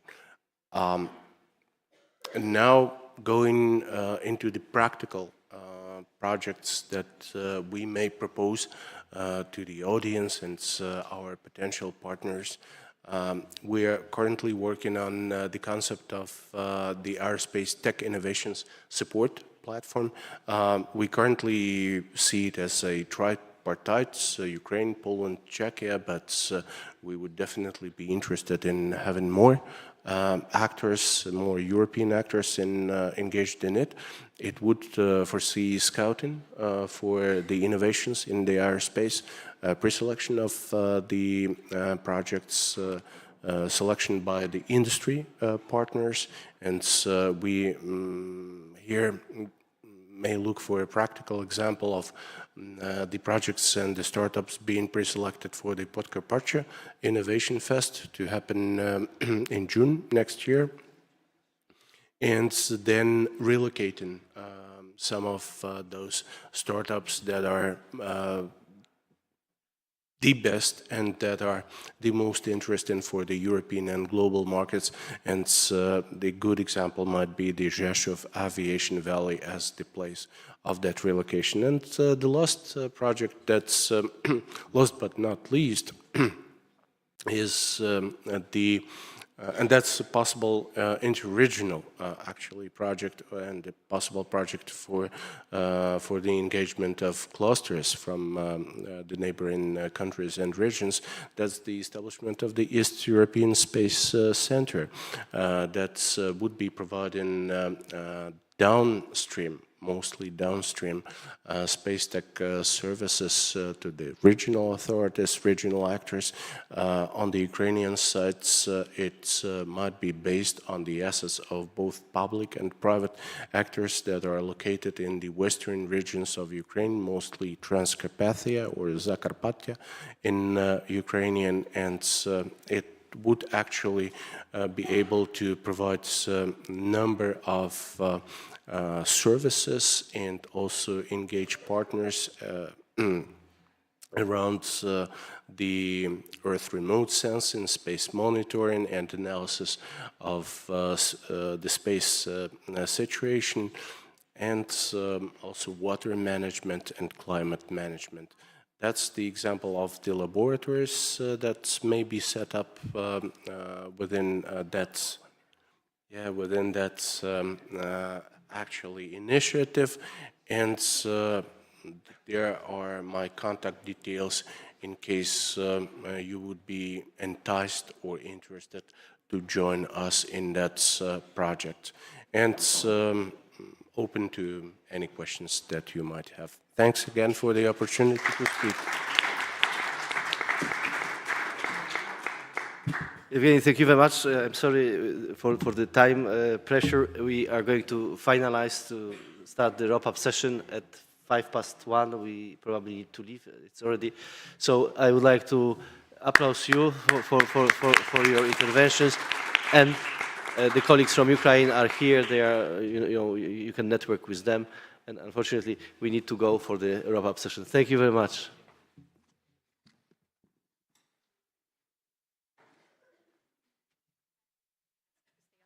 Because Yeah. So as Marek has mentioned, we now move to the closing remarks. And I actually have the pleasure to welcome all of our speakers for the closing remarks. And we start with Marek. Yeah.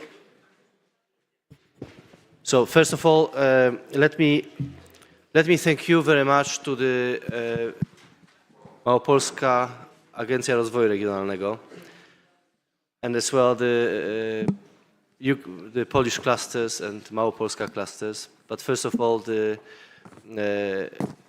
Małopolska Agencja Rozwoju Regionalnego, which enabled actually organization of this event, and the Urząd Marszałkowski, the Marshal Office, so that they as well participated in preparation of this event.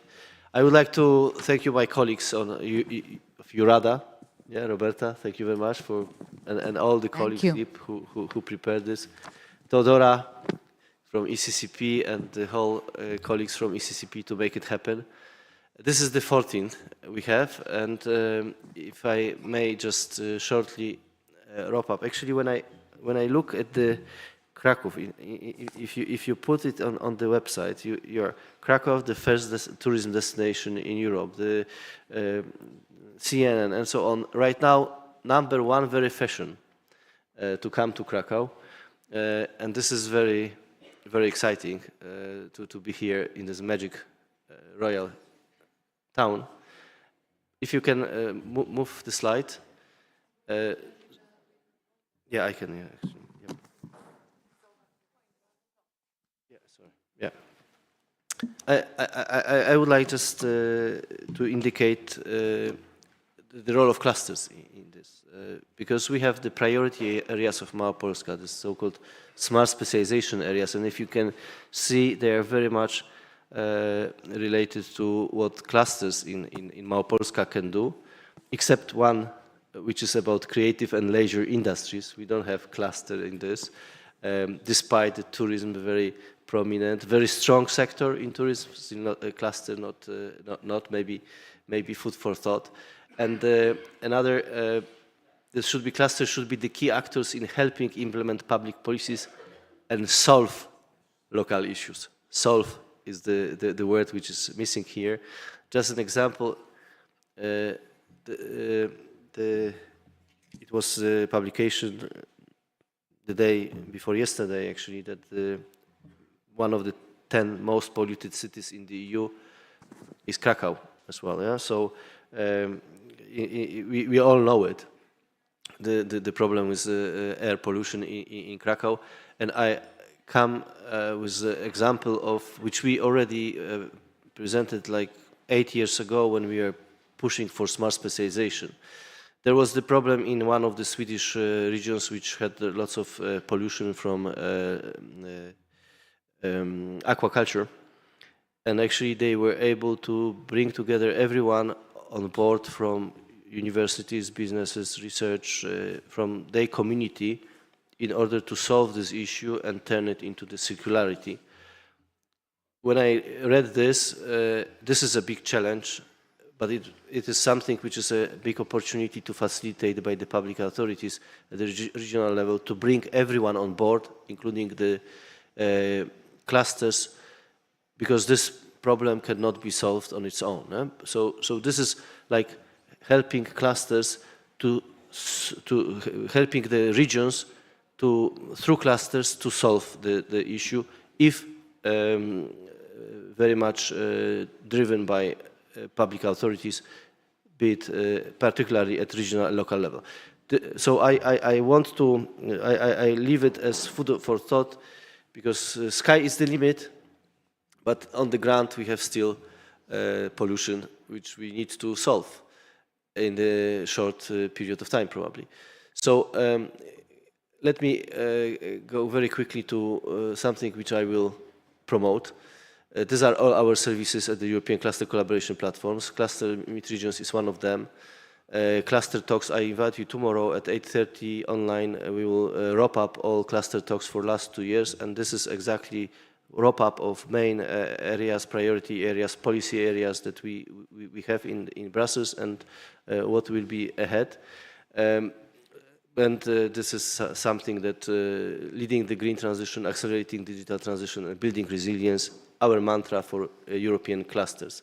So I invite you for the wrap-up session tomorrow. There is still Cluster Booster Academy for cluster managers and members of clusters to participate in Bulgaria for coaching, training of clusters, and then we have clusters meet regions still call for expression of interest. We have more and more interest on these events, and then I invite you all to European Cluster Conference when we will have the opportunity to discuss in the EU cluster community not only about the implementation of the current industrial policies, but as well what is already starting discussion on the previous MFF. So thank you very much for your attention. Once again, thank you for the hosts and everyone organizing, and foremost, everyone who participated in this event. Thank you very much.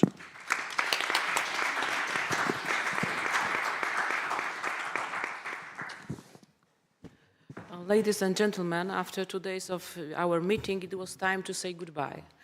I believe it was a good time for all of us, for speakers, panelists, and participants. Analyzing the completed program, I realized that we have barely touched on many issues. We looked from broader perspective to the value, importance, applicability of the results of space industry's activities into our lives, and the role of clusters, learned from best practices. We presented potential financing opportunities. Part of the consideration was devoted to the Ukraine and the light of founding opportunities and opportunities collaboration. I know, I know that many of topics discussed could be the subject of the separate meetings, but the presentation of all these issues in the proposed configuration was extremely inspiring and created new value. For most of us, the space industry was clear technical connotation. These meetings clearly show that the social aspect is the most important in the space industry. I thank EURADA, especially personally Roberta, and the Cluster Mid-Regions Association for their trust and acceptance of our offer from Małopolska Regional Development Agency to organize these events here in Krakow. I would like to thank everyone who worked on organizing these events and contributed to its success.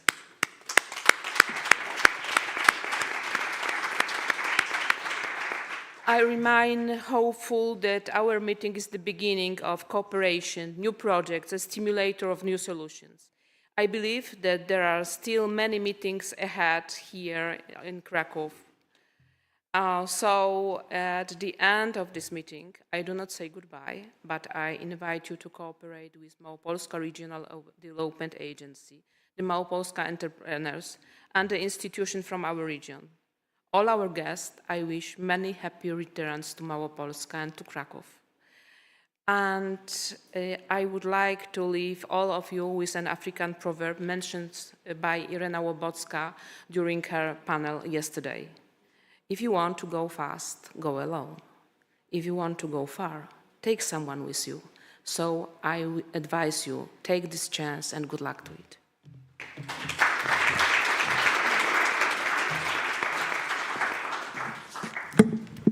Thank you. Thank you so much, Joanna, for everything and for having told everything that has to be said about this event.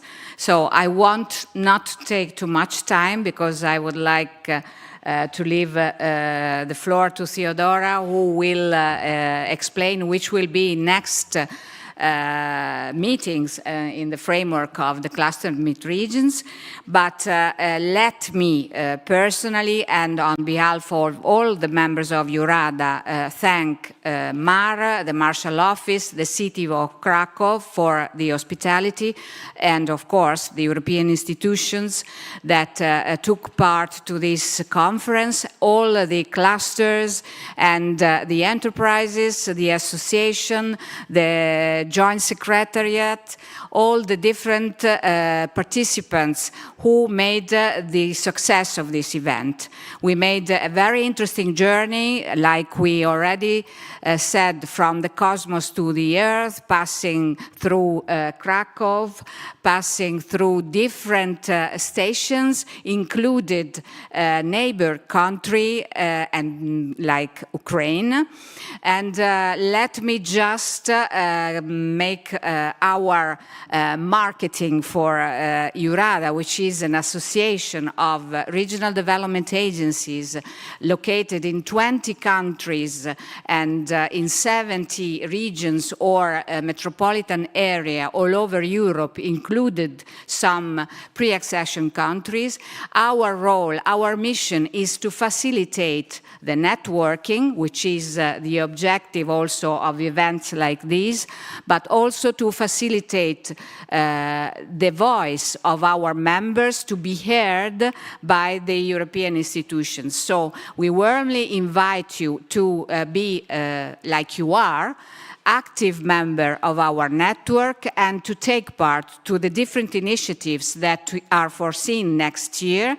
We will have a meeting in the early afternoon, just 1 hour. Let us explain you which is our work program for next year. We have very interesting initiatives like the winter school in Holland, in Netherlands, and above all, the journey through the strategic foresight capacity building exercise, and maybe, hopefully, a new cooperation initiative that we will start together with the Ukrainian regional development agencies in order to support them in this process of pre-accession. I would like to underline that during these 2 days we have seen so many different realities. Now it's time, I think, to rethink to what we have heard and to put the different pieces of the puzzle together, having a view of, a strategic view of the development of our regions in our nations, in the Union, in the European Union, that we want to be more and more united. So thank you so much and have a nice stay in Krakow if you are going to stay. We wait you in Brussels. Just one word, let me thank personally the Secretariat of EURADA. It's made of young and very energetic people, like you have seen, Yip, Carmela, Giacomo, and Ivana, but it's not only them. Please stand up. Thank you, because without you, and without Anna and Joanna of MAR, of course, also the European Commission, also Theodora, this would not have been possible. And of course, without your participation. Thank you so much. And Theodora, the floor is yours.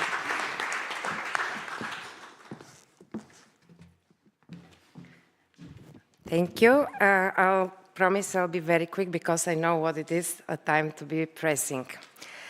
So I also want to express really deep thanks to our host, that it was really, we've seen the great hospitality, so thank you very much to the Malopolska Regional Development Agency, the entire team.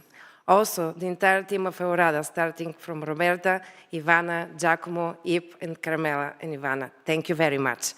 I also like to thank everyone who's been with us the entire day, yesterday and today, here in the room and online. Thank you very much for being with us. And also thank you to the technicians, the crew that helped everything to go smoothly, all the staff that was helping with the registration. So this is really important for us. Can I have the slides just very quickly? The final slides, thank you. Okay, yes, so Marek was pointing out earlier about the event. So this is really the 14th event. You've seen the journey, you see the journey that we have done during the last 2 years. And there are more spots to come. So there we are having at the moment an open call for cluster meet regions. This is some images from the previous events. So the call is open at the moment. The deadline is the 22nd of December. This is something that is, you see already, it's a great opportunity to network, to understand about the region. So we encourage everyone who is interested to have a look and take this opportunity. Also, the Cluster Booster Academy, something that also was mentioned earlier by Marek, the deadline also to apply is 22nd of December, and it's now open not only for the cluster managers, but for the cluster employees as well. So please encourage those that are hardly working in your cluster organizations to take advantage of that. The Trend Universe, that is also can be seen on the European Cluster Collaboration Platform, and as Marek mentioned earlier, everything what is happening on a daily basis on the European Cluster Collaboration Platform. I personally leave Krakow with, I'm taking home with this deep feeling, I've felt it yesterday, about the love you speak about the city. So thank you very much for that. And with this, I will close. Please keep visiting the European Cluster Collaboration Platform, and thank you.